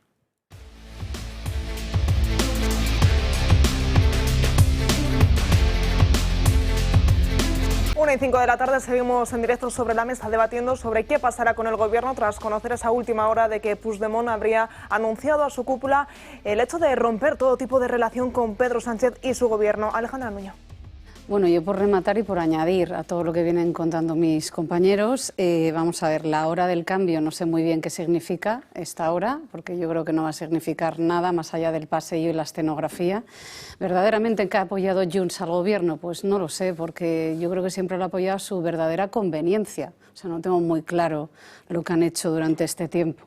Es un partido completamente debilitado y amenazado. No tengo claro tampoco el futuro de este señor y luego lo hemos escuchado en medios este fin de semana, a esta expectativa, ¿no?, que tenemos al país entero, por desgracia, esperando hoy a las 5 de la tarde. Y añadir que la sociedad catalana pues no es la misma que tenemos hoy que teníamos hace unos años y que la gente, y creo que lo comentaba Josep María, que la gente está harta también en Cataluña, como lo estamos viendo no solamente en otras zonas geográficas españolas, sino también en otros lados del mundo, como puede ser Argentina. Y al final la gente lo que quiere es tema de inmigración, tema de seguridad, tema de bolsillo. Y a lo mejor hubo un momento, si es que lo hubo, ¿no? Para algunos, donde amnistía, pero que esto al ciudadano de a pie, a la tienda de a pie y al que está en medio están hartos. Entonces, también te digo una cosa, y esto va a levantar ampollas, no sé hasta qué punto hablar de estos temas es hablar de un partido ultraderecha, xenófobo, no tengo claro. Y por cierto, y también, y no me corto nada, es la primera vez que escucho a Miriam hablar de forma medianamente sensata hace una semana cuando hablaba el otro día en el Congreso, porque le dijo verdades como puños al presidente. O sea, yo creo que fuimos bastantes los que lo compartimos en redes, pero es que además empezó y no paró, y ya está, y esto es mi opinión. Lo que es lamentable es que de nuevo todo un país pendiente de lo que decidan 7 votos de un Congreso. 3 años sin presupuesto, reformas aprobadas por decretos y un Congreso, una Cámara Baja que parece de todo menos un lugar de debate para un país. Más allá de la crisis que acorrala a Pedro Sánchez, lo que queda claro es que estamos en una profunda crisis institucional. ¿España sigue siendo una monarquía parlamentaria? Según un reciente análisis realizado por El Toro Televisión, el sistema constitucional parece tambalearse. El Parlamento legisla cada vez menos, mientras que el Ejecutivo acumula un poder desproporcionado. Desde 2020 el Gobierno ha recurrido con frecuencia a los reales decretos ley para aprobar reformas clave, la laboral, la de pensiones o la reorganización del sistema judicial. Un instrumento pensado para situaciones extraordinarias se ha convertido en una herramienta habitual del Gobierno. Durante la pandemia, por ejemplo, se alcanzó un récord, 39 decretos ley en un solo año. En 2021 fueron 31, en 2022 17 y en lo que va de 2025 ya se han publicado una decena. Al mismo tiempo, la actividad legislativa normal ha caído. La actual legislatura ha aprobado tan solo 26 leyes. Pero no solo eso, el Ejecutivo también usa con creciente frecuencia los reales decretos reglamentarios, es decir, normas sin rango de ley que tampoco pasan por las Cortes. Estas normas lanzadas semanalmente redefinen políticas profundas sin debate parlamentario ni posibilidad de enmiendas, lo que debilita la función del legislativo. El poder legislativo ha sido desplazado. Históricamente hubo más leyes que decretos, pero hoy la proporción se ha igualado. El Consejo de Ministros emite más disposiciones generales que el Congreso. Este cambio supone un desequilibrio institucional, un ejecutivo que no solo gobierna, sino que legisla y desarrolla legislación, mientras que el Parlamento parece reducido a un mero espectador. Además, la fragmentación política y el fin del bipartidismo ha provocado una parálisis en la aprobación de leyes orgánicas que requieren mayoría absoluta. El Congreso se ha convertido en un gallinero. Muchos debates, poco acuerdo y escasa capacidad para legislar de forma profunda. Por lo que, respondiendo a la pregunta, la monarquía parlamentaria española está en una crisis profunda institucional. Formalmente sigue existiendo, pero en la práctica el Gobierno concentra tanto poder que el Parlamento parece haber perdido su protagonismo. El Parlamento legisla cada vez menos y el Consejo de Ministros cada vez más. Pues precisamente nos quedamos con esa idea de que en el Parlamento cada vez se legisla menos y el peso pesado lo está llevando el Consejo de Ministros. Para detallarnos, para darnos más luz a toda esta información, estamos con Javier Borrego, es magistrado del Tribunal Supremo. ¿Qué tal? Muy buenas tardes. Buenas tardes. ¿Es sostenible esta situación? Yo creo que no es sostenible, pero es una situación que cambiará, por supuesto. ¿Qué carácter tienen los decretos leyes? ¿Por qué están apostando por ello desde el Gobierno? Según la Constitución, en su artículo 86, un decreto ley es una medida de extraordinaria y urgente necesidad. Históricamente, cuando se introdujeron en la Constitución, hubo alguna crítica hacia ellos porque recordaba lo que se hacía en la época de Franco. Sin embargo, ahora hay un uso desmedido de los decretos leyes, un desprecio al Parlamento. ¿Por qué? Porque tenemos, y esto es lógico reconocerlo, tenemos un gobierno que no tiene mayoría parlamentaria, que perdió las elecciones, no fue el partido político más votado y alcanzó la presidencia del gobierno, su candidato, a través de pacto con independentistas, filoetarras y cualquier grupo minúsculo que apareciera por ahí. Conclusión, en cuanto la norma no gusta, porque eso es un gobierno Frankenstein, como se ha definido, una mayoría Frankenstein, no hay acuerdo en el Parlamento y el Parlamento está paralizado. Pero el Parlamento y muchas otras instituciones, hay una crítica generalizada que esto no es una democracia auténtica, sí lo es, siempre y cuando se quiera que lo sea. Y si alguien no funciona, hay otros.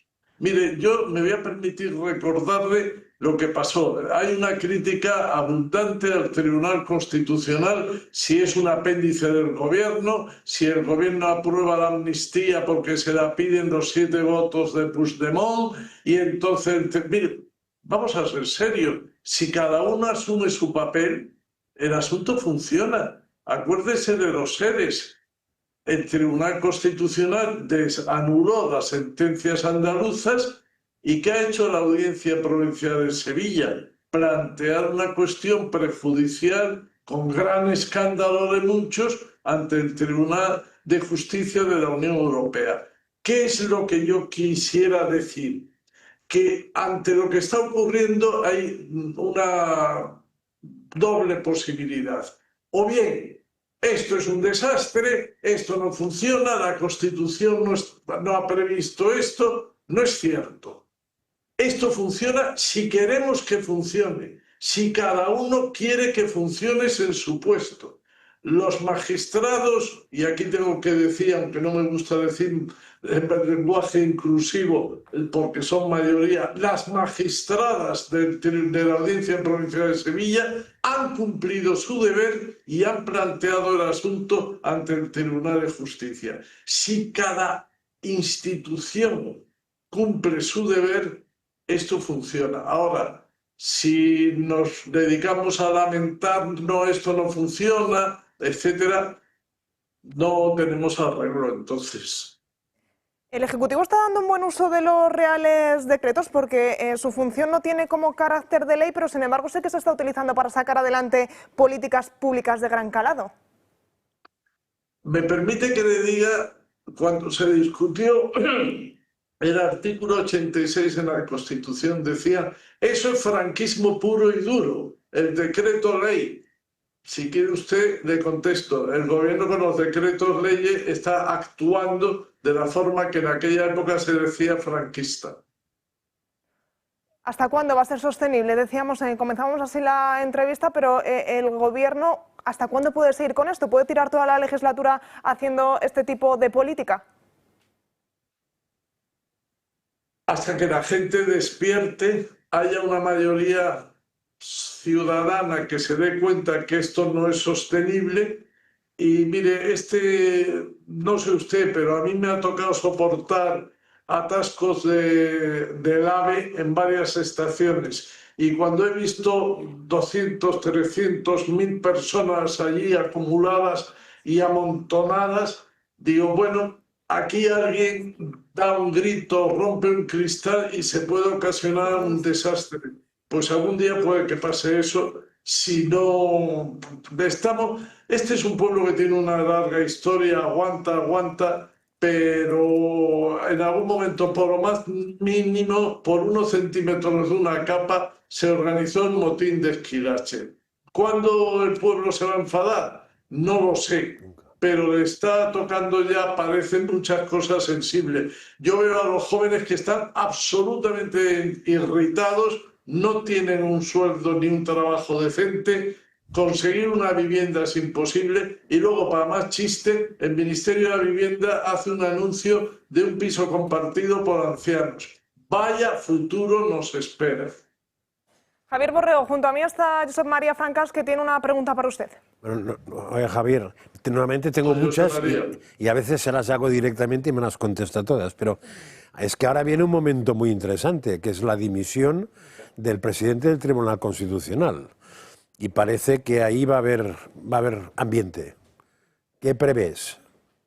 Bueno, yo no creo, yo no he oído la dimisión, se determina el mandato. Se le acaba, sí, se le acaba, ¿no? Ah, no, bueno. No dimite, no, se le acaba, perdón. Está mal usado dimitir.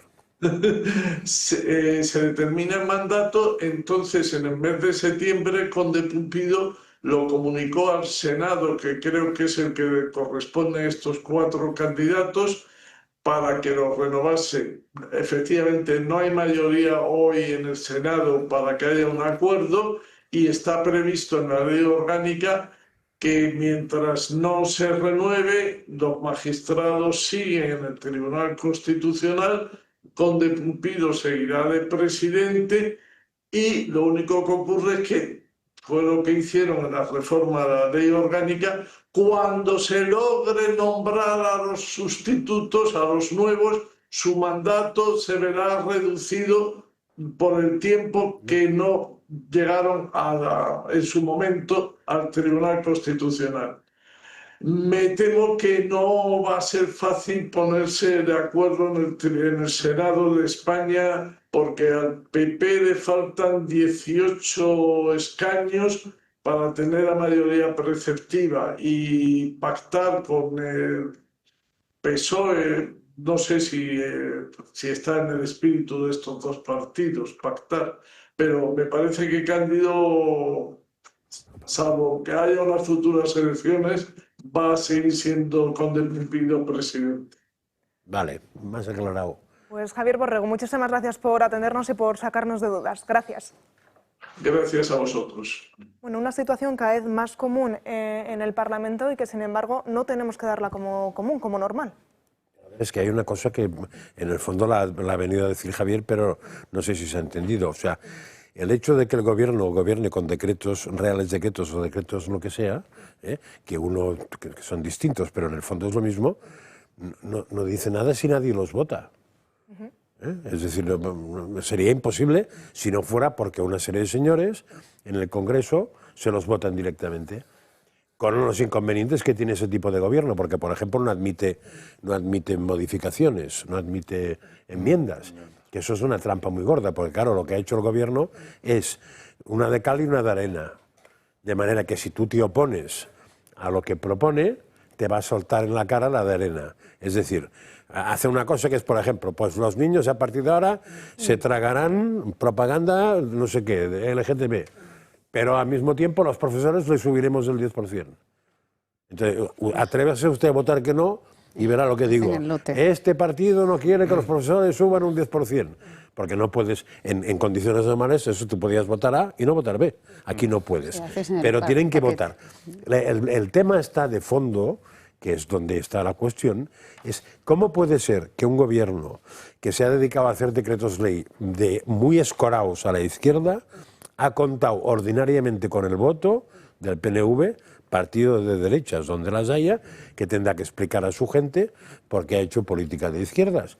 O Junts, partido de derechas donde las haya, que tendrá que, porque vote Bildu no es es lo más normal del mundo, que vote Podemos también, pero que vote PNV y Junts a la política de Pedro Sánchez, que es muy de izquierdas, eso algún día tendrán que explicarlo a su gente, y por eso van de capa caída como van. Pues precisamente mañana en el Consejo de Ministros se aprobará la reforma legal que deja las investigaciones penales en manos de los fiscales. Es sin duda una de las reformas que más tiempo llevaba en el cajón, prácticamente 15 años, pero para darnos más detalles, para saber el significado de ello, Marien Vallejo nos lo va a explicar. ¿Qué tal? Buenos días.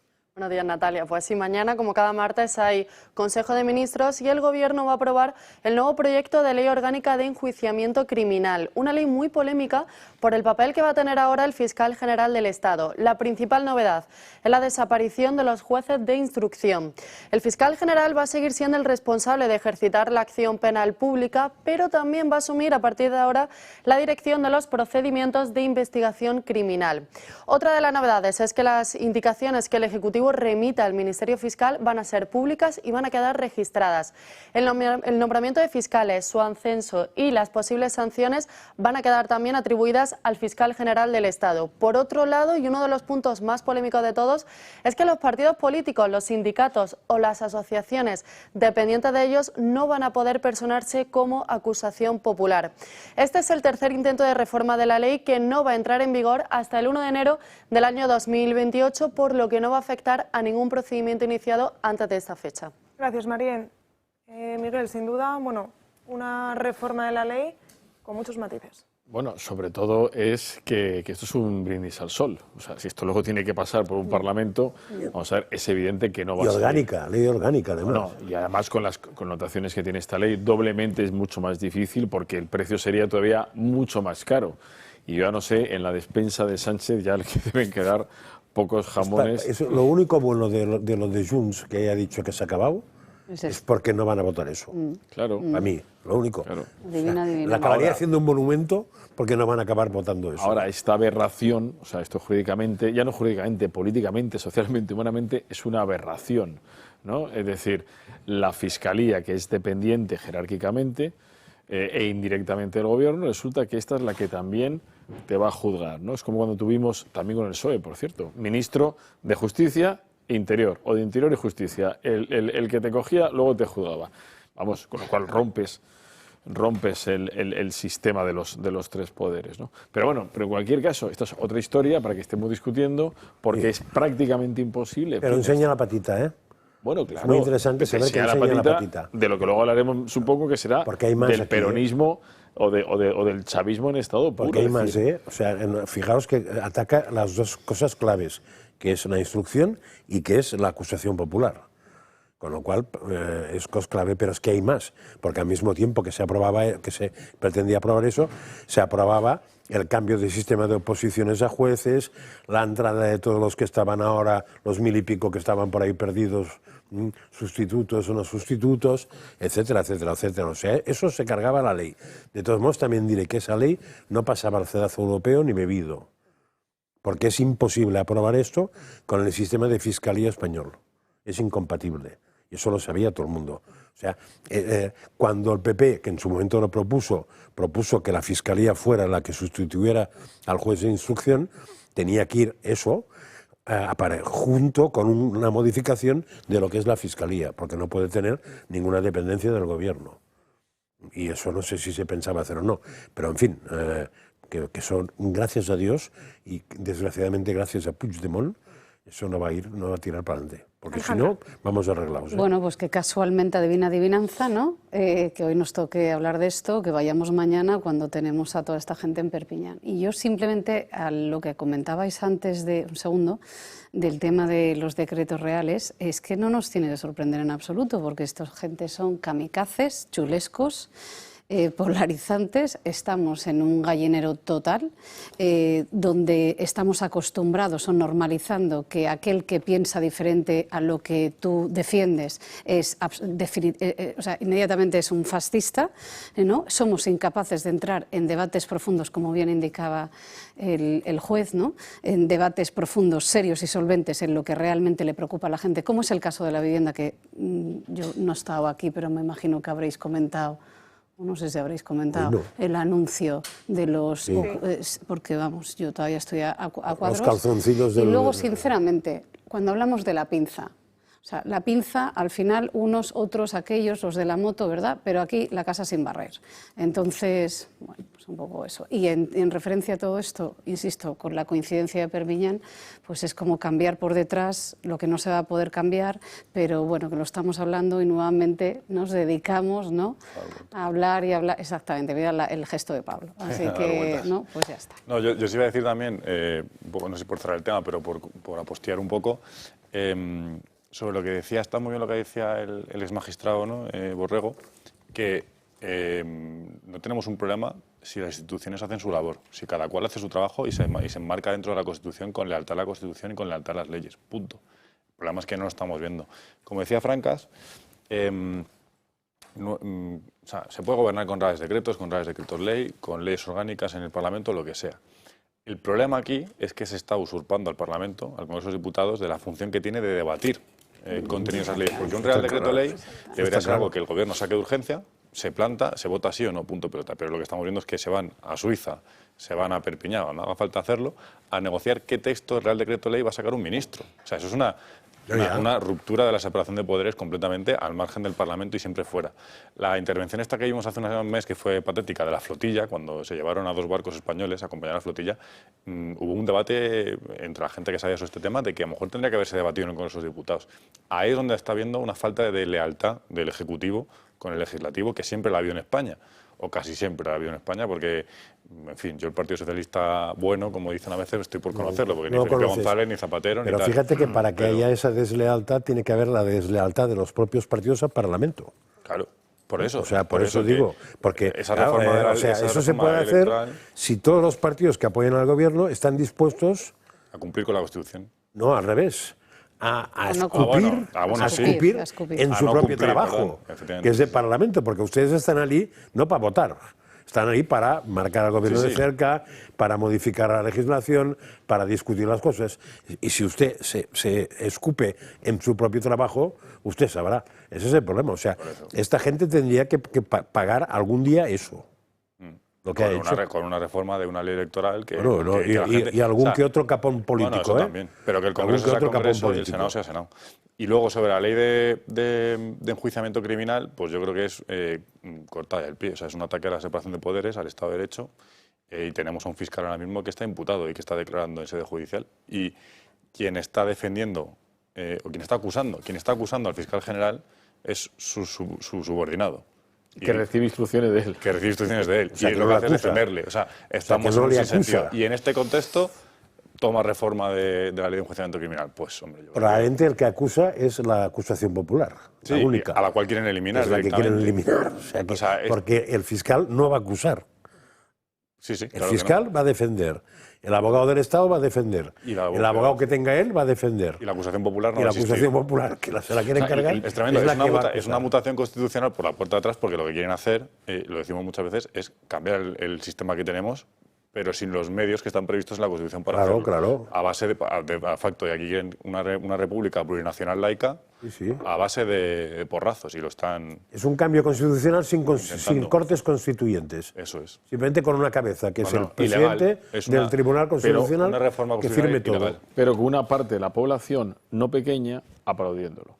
Bueno, claro. Desactivas el legislativo, desactivas el judicial.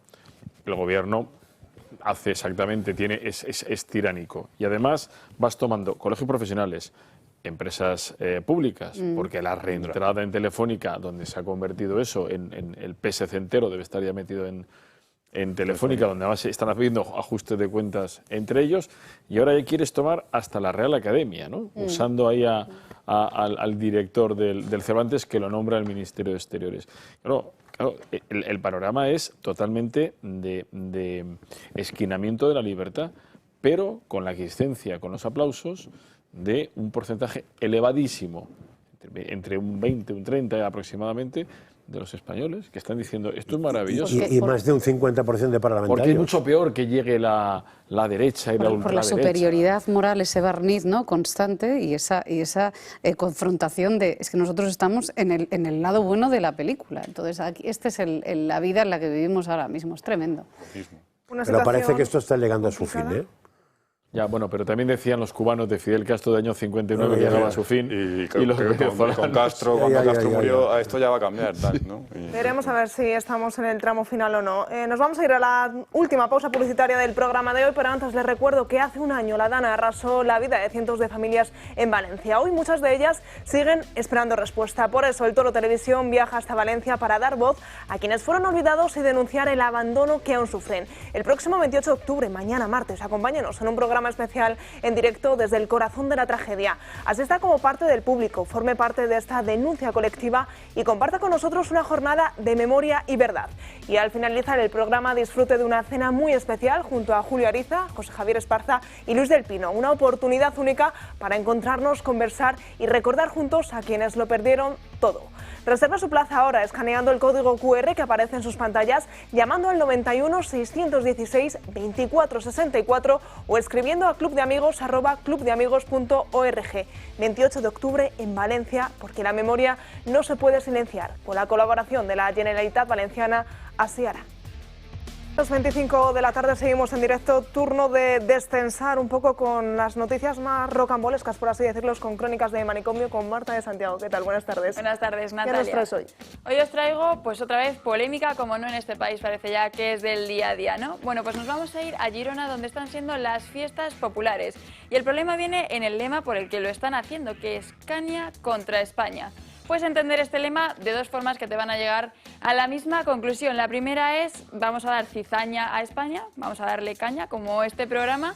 Y si no, la otra opción que tienes es, vamos a beber cerveza contra España. O sea que es lo mismo básicamente porque vuelves a decir que lo que no te gusta es que España le vaya bien y quieres ir en su contra. Lo que sí sabemos es que comenzaron el viernes pasado con un discurso, con un pregón de la coordinadora antimonárquica. Y lo que sí que no sabemos y nos encantaría saber es cuántos nos hemos gastado en esto, porque recordemos que al ser fiestas populares se ha hecho con los impuestos que nosotros mismos pagamos y creemos que la gente debería saber en cuánto dinero estamos hablando.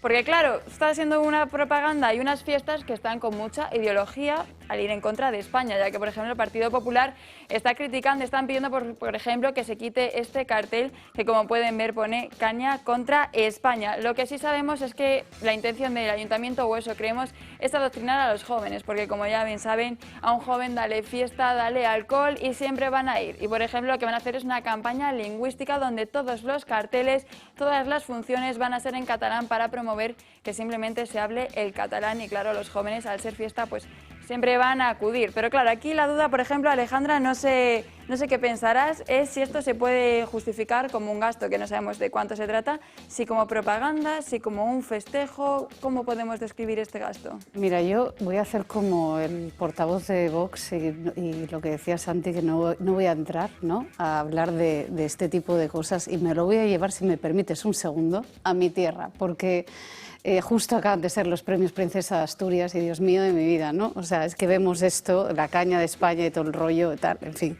Cuando luego tenemos un país extraordinario, con una diversidad maravillosa, con una monarquía estupenda, como hablando de la gente joven, con esa princesa que habla casi, ¿no?, 8 idiomas, 8 idiomas, sí, literal, quiero deciros. Entonces, a partir de aquí, el resto, pues ni la juventud se le da solo por fiesta y beber cañas, ni España, gracias a Dios, es todo esto que estamos viendo, que lo vemos, nuevamente lo hablábamos antes a los políticos, y bueno, y poco más. Ahora, la verdad que me hace gracia, me río con ello. No sé cómo lo ves tú, ¿qué dices? ¿Caña de España? Hay princesa de Asturias y hay una princesa de Gerona. Sí, lo sé. Que es Leonor de Borbón. Entonces, les guste por eso me voy a ella, porque precisamente los premios y los premios Princesa de guste o no, tienen princesa, lo sabrán. Sí, pero por ejemplo, no sé, Miguel, ¿qué piensas? Pero por ejemplo, este tipo de transparencia, ¿por qué no la hay? Si supuestamente hacemos estas fiestas y usamos este lema porque realmente nos gusta y apoyamos caña contra España, ¿por qué realmente no contamos la transparencia si estamos orgullosos de gastar este dinero en ello? A mí me gustaría más chistorra contra España, ¿no? Es lo que se lleva ahora, o lechugas, o en fin. Bueno, pues esto entra dentro del Celtiberia SOG, ¿no? Que además ahora, aunque me lo has preguntado, sí, como Gaby nos estará viendo, yo sí me gustaría enviarle un mensaje, sobre todo porque lo haces mucho mejor que él. Con lo cual, seguramente lo va a tener muy chungo cuando vuelva. Lo siento, Gaby. Y nada, que sigas poniendo muchos pañales. Pero darle la enhorabuena por la parte que le corresponde. Sí, pero vamos. A Gabriel, no precisamente por no hacer eso. Que el banquillo aprieta mucho, ¿eh? O sea, con lo cual, Gaby, lo vas a tener complicado. A ver, el problema de las crónicas de manicomios es que son eso, son manicomio. Entonces, pues nada. Pues, no. O sea, hay que, si la única aspiración que tienes tú cuando haces las fiestas de tu pueblo es esta, es hacer las fiestas contra alguien, tienes tú un problema, yo no. El que ha hecho eso sí tiene un problema. Tiene un problema mental probablemente, pues podemos mandarle pastillas. Pero, o sea, por ejemplo, Pablo, ¿qué opinas de que esta sea, como dice Francas, la prioridad del ayuntamiento y no lo sea antes la limpieza, la sanidad, otras cosas, y se metan en un festejo, hacer encima polémica con el logo, que el festejo debería unir a la población, no encima separarla? No, hombre, a ver, pues un buen gasto de dinero público, como decía, es lo que es. No sé, es un poco, son estas cosas que además yo creo que a los propios vecinos habrá, pues, como todo, ¿no? Esto habrá gente que le guste, pero a las personas que tienen que trabajar, que están ahí viviendo en el pueblo, lo que sea, en el municipio, y realmente están trabajando, pagando sus impuestos, pagando el tasazo que hay que pagar ahora de basuras, etcétera, y luego van viendo que eso acaba convirtiéndose en chorradas de este estilo, pues yo creo que a la gente le quema un poquito, ¿no? Y eso sube para arriba, ¿no? Esa desafección con la política no empieza solamente en Sánchez, a veces empieza en cosas más más banales, ¿no? Entonces, Pero habría que cuidarlo. ¿De quién es el dinero público? De nadie. Eso pues ya está, a gastar. O sea, eso lo dijo el otro día esta Yolanda, ¿no? Aparte de decir que la corrupción, también dijo que la frase la había dicho alguien del Partido Popular, le había dicho en el Partido Socialista. Pero podía haber dicho Santa Teresa o Machado, que vale para cualquier cita, igual, ¿no? sí, para quedar bien, cualquier cosa. De nuevo fiestas polémicas y de nuevo unas fiestas con dinero público que va destinadas a una parte de la población, cuando no debería ser así. Marta de Santiago, muchísimas gracias. ¿Tenemos regalo? Tenemos regalo. Ahí va yo. No, yo simplemente quería aprovechar este espacio para contar yo una cosa que me pasó el otro día en el gimnasio y que creo que es de vital importancia que la población lo sepa. Y nada, pues resulta que el otro día yo fui al gimnasio y me encontré que había una abeja en el gimnasio. Y claro, vosotros os preguntaréis qué hace una abeja. En el gimnasio podrían haber hormigas, tal, pero una abeja. Bueno, pues resulta que la abeja estaba haciendo zumba. Gabriel ha resucitado. Uf. Buen legado nos ha dejado Gabriel. Bueno, Marta, Gaby, ahí todavía estás un poquito por arriba. Tienes carrete todavía para los próximos meses, pero bueno, bienvenidos a estos chistes. Poquito a poco, vamos cogiéndole el nivel. Marta de Santiago, muchísimas gracias. Igualmente, Mañana más. Silvia. Y nosotros nos vamos con nueva polémica ferroviaria, la que se ha vivido este fin de semana en Aragón, en la provincia de Huesca, porque más de 980 personas tuvieron que ser rescatadas tras la avería de un tren de alta velocidad que cubría la ruta entre Barcelona y Madrid y que se detuvo en el término municipal de Vallobar, en Huesca. El convoy, compuesto por 2 máquinas, se encontraba en un apeadero y no afectaba la circulación ferroviaria, aunque una de las locomotoras había quedado inutilizada, dejando inmovilizado, como decíamos, ahí lo están viendo en la imagen, a prácticamente 1000 personas que tuvieron que ser trasladadas hasta su destino en autocares. Y de una polémica a otra todavía mayor, como es la que se está viviendo en el centro de menores, en el centro de Hortaleza, porque este fin de semana se ha registrado una violenta fuga de un grupo de marroquíes. Los vigilantes de seguridad y los educadores, al tratar de impedirlo, fueron agredidos a golpes y mordiscos. 3 jóvenes marroquíes que tenían prohibida la salida de las instalaciones por incidentes previos trataron de huir del edificio. Cuando los vigilantes de seguridad y los educadores trataron de impedirlo, fueron agredidos, como decíamos, con mordiscos incluso. De ellos, de 16 y 13 años, 2 de ellos sí que pudieron ser retenidos, pero uno todavía sigue pues en paradero desconocido. Y de nuevo una polémica que rodea a este tipo de centros y que da pues cierta inseguridad, en este caso, al municipio de Hortaleza. Situación crítica, situación que vuelve a poner... Del paquete, ¿no? O sea, en general, a mí me ha extrañado oír la noticia, ahora la has aclarado más. Porque que sepa yo, no hay que fugarse de esos sitios, simplemente con no ir a dormir te quedas tan tranquilo y no pasa absolutamente nada. Pero claro, si resulta que estaban castigados de no salir, es otra cosa, porque si no, es barra libre. Están tutelados, claro. Sí, tutelados, pero que no... 16 y 13 años han dicho. Pero que por la noche tampoco creo que haya... Entrevistamos, o no sé, aquí, a una persona que dijo cuántos guardias había de noche. Me parece que había una persona, ¿no? Con lo cual, en fin... Pueden entrar, salir, volver a entrar, volver a salir y hacer lo que les dé la gana. Estamos en otra locura. Son personas, son jóvenes, algunos de ellos menos de 18 años, conflictivos porque, como decíamos, estaban castigados. O sea, ya ya estaban castigados, ya habían hecho algo por los que se les prohibía la salida y, sin embargo, bueno, pues se vuelven a saltar las normas e incluso atacan a esos cuidadores, a esos vigilantes con golpes y con mordiscos. La violencia por bandera. Supongo que les aumentarán la dotación económica a esos chicos para que estén más tranquilos, ¿no? Dotación no tienen, lo que tienen es coste, ¿no? Sí, la dotación que tendrán será... No sé lo que sí tienen, sí, para los gastos... Pero debe ser, lo que tiene es un coste que además... No, coste, y para los gastos ordinarios... Sí, pero no, ¿cómo van a comprar una Coca-Cola por ahí? Si no pero que el coste gordo, pues es al final el coste derivado de... la suma, es la suma. Pero claro, son críos de 13 años. 16. La suma, bueno, sí. Abandonados no puedes dejarlos. Y de una polémica nos vamos a otra, con ese tasazo de basuras que, por ejemplo, en el Ayuntamiento de Madrid no gusta nada y ya tienen previsto una serie de medidas de reformas de cara al próximo año, al 2026, en el que entraría, por ejemplo, contabilizar el número de personas que están empadronadas en cada vivienda. Mónica Fuster nos da más detalles. Los vecinos de Madrid ya han empezado a recibir las primeras notificaciones para el pago obligatorio de la tasa de gestión de residuos. Con el objetivo europeo de alcanzar un 55% de reutilización y reciclaje en 2025, todos los municipios de más de 5.000 habitantes deben cobrar una tarifa que refleje el coste real del servicio de recogida y tratamiento de basura. Para calcular el importe de la tasa hay que tener en cuenta la suma de una tarifa básica por la disponibilidad del servicio de recogida y tratamiento de residuos y otra tarifa variable por la cantidad generada que se ajusta según la cantidad de kilos de residuos generados por persona y barrio. Según estos criterios, en algunas capitales de provincia como Soria, la tasa anual ronda los 27 euros anuales fijos, mientras que en ciudades como San Sebastián alcanza los 202. En Madrid, más de 1,5 millones de viviendas pasarán a pagar un coste medio de 140 euros anuales.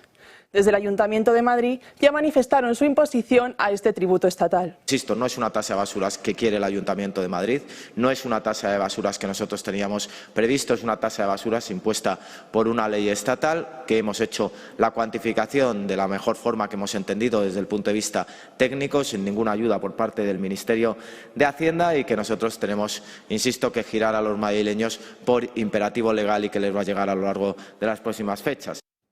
Pues muy molesto se mostraba el alcalde de Madrid, José Luis Martínez Almeida, que dice que no es más que un tasazo que viene impuesto desde la Unión Europea, que nada tiene que ver con los ayuntamientos. Pero la otra vez que pasó eso se llamaba la zona centro de Madrid, que según él venía impuesta por la Unión Europea, hasta que comprobamos que venía impuesta por el alcalde de Madrid y no por la Unión Europea, porque hay otras ciudades que se han saltado eso, lo han modificado y no ha pasado absolutamente nada. O sea, yo de ese señor, siento mucho decirlo, ya no me fío.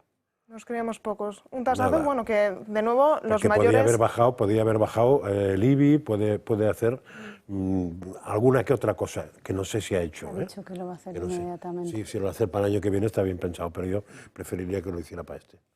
Y es que, de hecho, esa tasa de basura para el próximo 2026 puede llegar a los hogares hasta 126 euros, que no es... Además, es que, a ver, si he entendido mal, es irracional, porque tengo que pagar por lo que yo, la basura que produzca. Luego se supone que yo tendré un sitio para tirar mi basura. Un contador. No la de otros. Que pagas indistintamente de si estáis en casa 10 o 1. No puede ser eso. Hombre, va por metros cuadrados. Va por metros cuadrados. O sea, a mí lo que me parece curioso va de por este metros tema... cuadrados de basura. No, ya lo sé que no. Pero entonces, ¿cómo me explican el criterio? O sea, tú tienes si va por la basura que casa genero, con un jardín, vive solo... Ya. A ver, es que esto es una directiva europea que está pensada para países como... Vamos, o sea, a mí lo que me hace gracia de este tema es... hay partidos políticos que se han posicionado claramente en contra de este tipo de tasas. El Partido Popular lo ha hecho. Resulta que ahora de repente, tanto el Partido Socialista como Madrid, por ejemplo, están en contra. Pero es que había una directiva europea que no había por qué transponer y no había por qué hacerla obligatoria. Es decir, que el pecado original no está en cómo los ayuntamientos, que está siendo complicado en toda España, están llevándolo a cabo, porque siempre va a haber discrepancia de cómo se tiene que ejecutar o no. El problema es que por qué hemos obligado a esto. Sobre todo porque esto se lleva haciendo en países como Holanda desde hace ni se sabe tiempo, pero es que te tienen en una especie de régimen pseudo-orwelliano en el que te pesan la basura en un basurero en el que tienes que echar una cantidad de basura y yo creo que eso en España ni se quiere ni se debería hacer así. Bueno, aquí entonces, se habló de que adoptando una normativa que no tendría que haber llegado. Una contraseña en las basuras, sí, tú marcaras la contraseña y tiraras tu basura. Y te la pesan y tal. Bueno, pues una cosa que yo creo que en España... O sea, ¿eso quién lo votó entonces? ¿En Europa quién lo votó? En Europa habría que ver. PP y PSOE, sí, seguro no sale. Con lo cual, ahí ya tenemos parte de esta culpa. legislatura, esa directiva europea, ¿no? Es la anterior. No lo sé. Pues sería bueno saber toda la historia, el ITER, exactamente el origen, de dónde viene quién todo lo votó esto. en un sitio, si no era obligatorio, como dice él, como dice Pablo, que seguro que tiene razón, si no era obligatorio, ¿por qué es obligatorio quién lo votó? Y todo eso, y entonces igual acabamos justificando al alcalde de Madrid. Lo que está claro es que una nueva tasa, un nuevo impuesto, un nuevo desembolso para las familias en uno de los momentos pues, más críticos, donde la vivienda está imposible, la cesta de la compra cada vez cuesta más llenarla y nos hinchan a más impuestos. ¿Anuncian rebajas? Hablaremos de ellas cuando lleguen. Abrimos página internacional con Sandro Meco.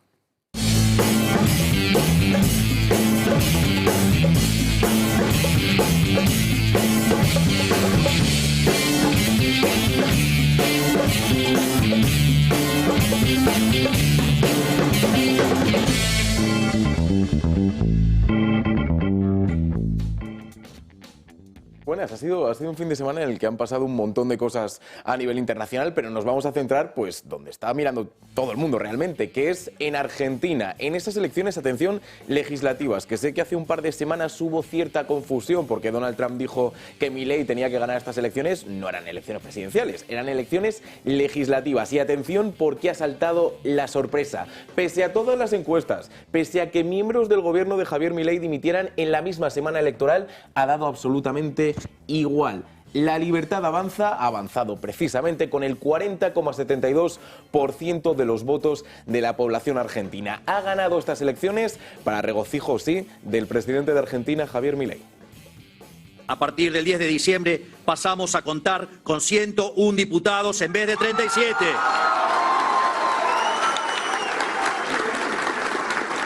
Y en el Senado pasamos de 6 senadores a 20 senadores.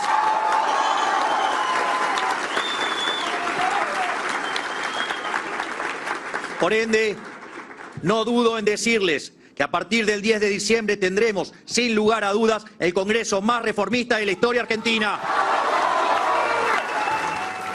Bueno, claro, pero mientras veíamos a un Javier Milei que la verdad ha tenido una gran celebración, se ha dado un auténtico baño de masas, ha realizado esa canción en la que afirma que él es un león. Profundizaremos en ello esta noche. Pues mientras teníamos este lado, en el lado contrario, donde se veían ganadores, donde se veían que podían recuperar asientos, tanto en el Congreso como en el Senado, no estaban tan contentos, y si no atentos a las palabras pues del representante de la provincia de Buenos Aires. Se equivoca Milei. El gobierno, si festeja este resultado electoral. No sé por qué ha repetido 2 veces las cosas, se equivoca, el gobierno, no sé, independientemente, el mensaje ha quedado claro. Él afirma que Milei se equivoca celebrando esta victoria porque sí que es verdad que no tiene una mayoría absoluta en las 2 cámaras y que, bueno, pues que habrá que negociar para poder sacar adelante la legislación. Pero es que, pongamos todo esto en contexto, lo estábamos diciendo, nadie daba como favorito hace una semana a la Libertad Avanza. La Libertad Avanza ha ganado. ¿A qué se ha debido esta victoria? Bueno, no digo que sea el factor principal, no lo ha sido en absoluto, pero si recuerdan, Donald Trump anunció una inversión con respecto a Argentina y dijo que iba a depender de lo que ocurriera en estas elecciones. Bien, pues la Libertad Avanza ha ganado y Donald Trump en su cuenta de Truth Social lo ha celebrado felicitando al presidente Javier Milei por su aplastante victoria en Argentina. Asegura que está haciendo un trabajo maravilloso y que la confianza en él ha sido justificada por el pueblo de Argentina. Como decíamos, una victoria de Milei, podemos decir, ha arrasado, y que hace justo una semana, 10 días, estaba en entredicho esta situación que estamos viviendo hoy. Gobernaba con otros. Eso es. ¿Y los otros cómo han quedado? Los otros que han quedado estaban en tercera fuerza, pero lo importante era cómo quedara la Libertad Avanza, porque al final la Libertad Avanza es una coalición. Entonces, lo importante en todo esto es que Milei tuviera una mayoría dentro del Congreso y que pudiera mantener los asientos tanto en el Congreso como en el Senado. Ha ocurrido, o sea que ha aumentado. Vamos. Claro, eso es. Entonces ahora mismo toda la legislación que quiera hacer Milei va a tener más facilidades. No tanto como de forma absoluta, por supuesto, pero sí que es cierto que esta mayoría ha aumentado y que por tanto pues sí debería poder. Los segundos que han quedado, que son los peronistas. Los segundos no, los segundos son los rivales. Peronistas. Sí. Pero fíjate, aquí yo creo que lo más importante, hay 2 cosas. Uno, Argentina no quiere peronismo.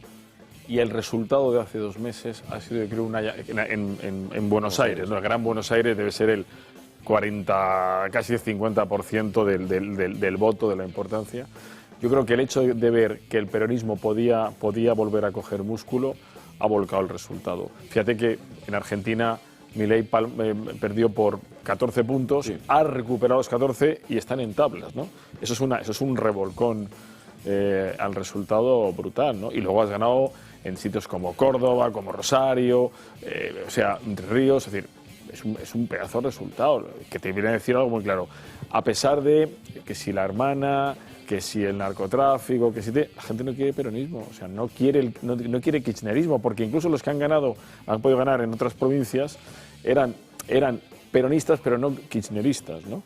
Y una tercera lectura que yo estaba haciendo, luego esas terceras opciones, ya sabéis que había 7, 8 gobernadores que se habían juntado para ser una alternativa entre peronismo y la Libertad Avanza, fracaso absoluto, ¿no? O sea, la gente está, mira, chico, ya medias tintas, ¿no? Que llevamos muchos años padeciendo, ¿no? Entonces, esta apuesta por Milei, pues mira, te dan 2 años de bastante tranquilidad, que tendrás que negociar todavía en el Parlamento, pero con mucho más relajo, ¿eh? O sea, es un respaldo muy importante. Está claro, sobre todo porque hace 1 mes y medio parecía al revés todo.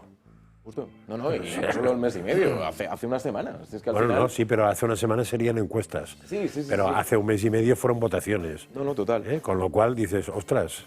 El propio Milei además lo dijo. Yo recuerdo que el día de esas elecciones él cogió el micrófono y dijo, esto tiene que ser una llamada para despertarnos, que no es en absoluto una derrota del partido, no es en absoluto una derrota de mis ideas, sino que tiene que servir para despertarnos, y parece que es lo que ha ocurrido. Sí. Con el apoyo de Trump, que decía alguien también por ahí esta mañana, de elecciones dopadas por todo el apoyo, porque estaba sujeto, ¿no?, a que saliese, siempre que saliese Milei, estaba el apoyo americano.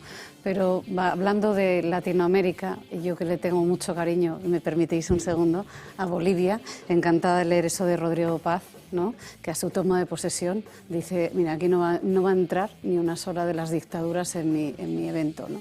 Qué bueno, ojalá que Latinoamérica vaya paulatinamente cogiendo, con apoyo, muy criticado esta mañana en los medios, ese apoyo con la fuerza, con esos dopajes, pero ojalá vayan echando a toda esta gente de los países. Y además un Rodrigo Paz que precisamente después de su investidura decía que su gran misión era abrir Ecuador al mundo y precisamente, Bolivia, perdón, abrir Bolivia al mundo y abrir precisamente la inversión de Estados Unidos hacia Bolivia. De hecho, ya hay titulares hoy en los medios de gente como Moda.es, de todas las enseñas españolas, toda la moda española, la industria textil, y cómo ya está mirando Bolivia. Bolivia tengo una relación muy estrecha, tengo socios allí, trabajamos mucho con el país y me alegro profundamente por el cambio. Pues Sandra Meco, muchísimas gracias. Como siempre, te vemos a partir de las 9:25 de esta noche con más noticias internacionales. Gracias. Eso es, nos vemos aquí en el Toro Televisión. Y vamos a acabar el programa con otra última hora que nos viene de esa reunión que mantenía la cúpula de Junts, y es que por unanimidad la ejecutiva de Junts avala romper el pacto de investidura con el Partido Socialista. Es la última hora, una de las decisiones que habrían adquirido en esa reunión, que hace apenas 20 minutos ha acabado, 3 horas de reunión, pero hasta las 5 de la tarde no se pronunciarán al respecto de esa decisión final, cuál será. De momento, unanimidad por parte de toda la cúpula de romper. Tendremos que ver en qué se traduce. Las palabras dicen que no son amenazas, que no son palabras vacías, sino que tomarán una decisión. Pero textualmente dicen romper el pacto de investidura. Sí. Textualmente... Vaya tontería, porque la investidura ya se produjo. Dejar sin efecto. No, lo que sería pacto de legislatura. Pero la investidura ya se produjo y su efecto ya se produjo. Con lo cual no hay que romper nada porque ya no existe. Y de hecho Junts se empeñó mucho en decir que habían pactado la investidura, no la legislatura. Y en cambio el PSOE decía, no, que han pactado la legislatura. Yo estoy repasando el acuerdo de investidura porque he visto la noticia antes, la ley de amnistía, ya está. Por eso, sí, ya está. Tenían la investidura de Es que Pedro el pacto de Sánchez, que ya se investidura es para que te produjo, invistan, ya están la investidos. estabilidad de la legislatura, que no existe tal estabilidad, y luego sí que tenían ahí metido, como decía antes yo, el punto de revisar la financiación de Cataluña. Pues yo creo que están queriendo meter presión, es que están metiendo presión para eso, quieren el cubo independentista ya. Entonces es la forma que tienen de meter Veremos presión. a ver a partir de las 5 en qué se traducen todas estas palabras. El Partido Socialista también se ha pronunciado ya a través de Montse Mínguez, su portavoz la portavoz de la dirección del Partido Socialista, que dice que no van a hacer conjeturas respecto absoluto a esa decisión que digan desde Junts, que como decíamos será a partir de las 5 de la tarde cuando sepamos en qué se palpa, en qué se traduce. Te digo, y el resto de nosotros aquí con la tasa de la basura. Esta es la realidad. Es lo que importa porque son 100 y pico euros. 100 y pico euros al ciudadano de a pie. Eso es. Pudiendo hablar del Madrid. Bueno, vamos a dejar ese tema, ¿eh? Vamos a dejar ese tema. Cuando estás hablando, Sandro, digo, va a decir, sorpresa le condomina en el Bernabéu. Pues muy pendientes estaremos a partir de las 5 de la tarde. Nosotros, como siempre, mañana a partir de las 12 del mediodía les contaremos todos los detalles de ese acuerdo o no acuerdo, de esa ruptura con el Partido Socialista. Alejandra, muchísimas gracias. Josep María Francas, hasta mañana. Miguel, Pablo, gracias por estar aquí conmigo. Y a ustedes, como siempre, mañana a partir de las 12 del mediodía seguiremos aquí dando caña, contándoles las últimas horas de todo lo que ocurra en la política nacional, también internacional, y todos esos detalles que nos afectan directamente a los ciudadanos a pie, que no tiene nada que ver con esa macroeconomía, sino con la micro, con la que nos afecta a los bolsillos, a la cesta de la compra y a las facturas que nos llegan cada mes a casa. Hasta mañana.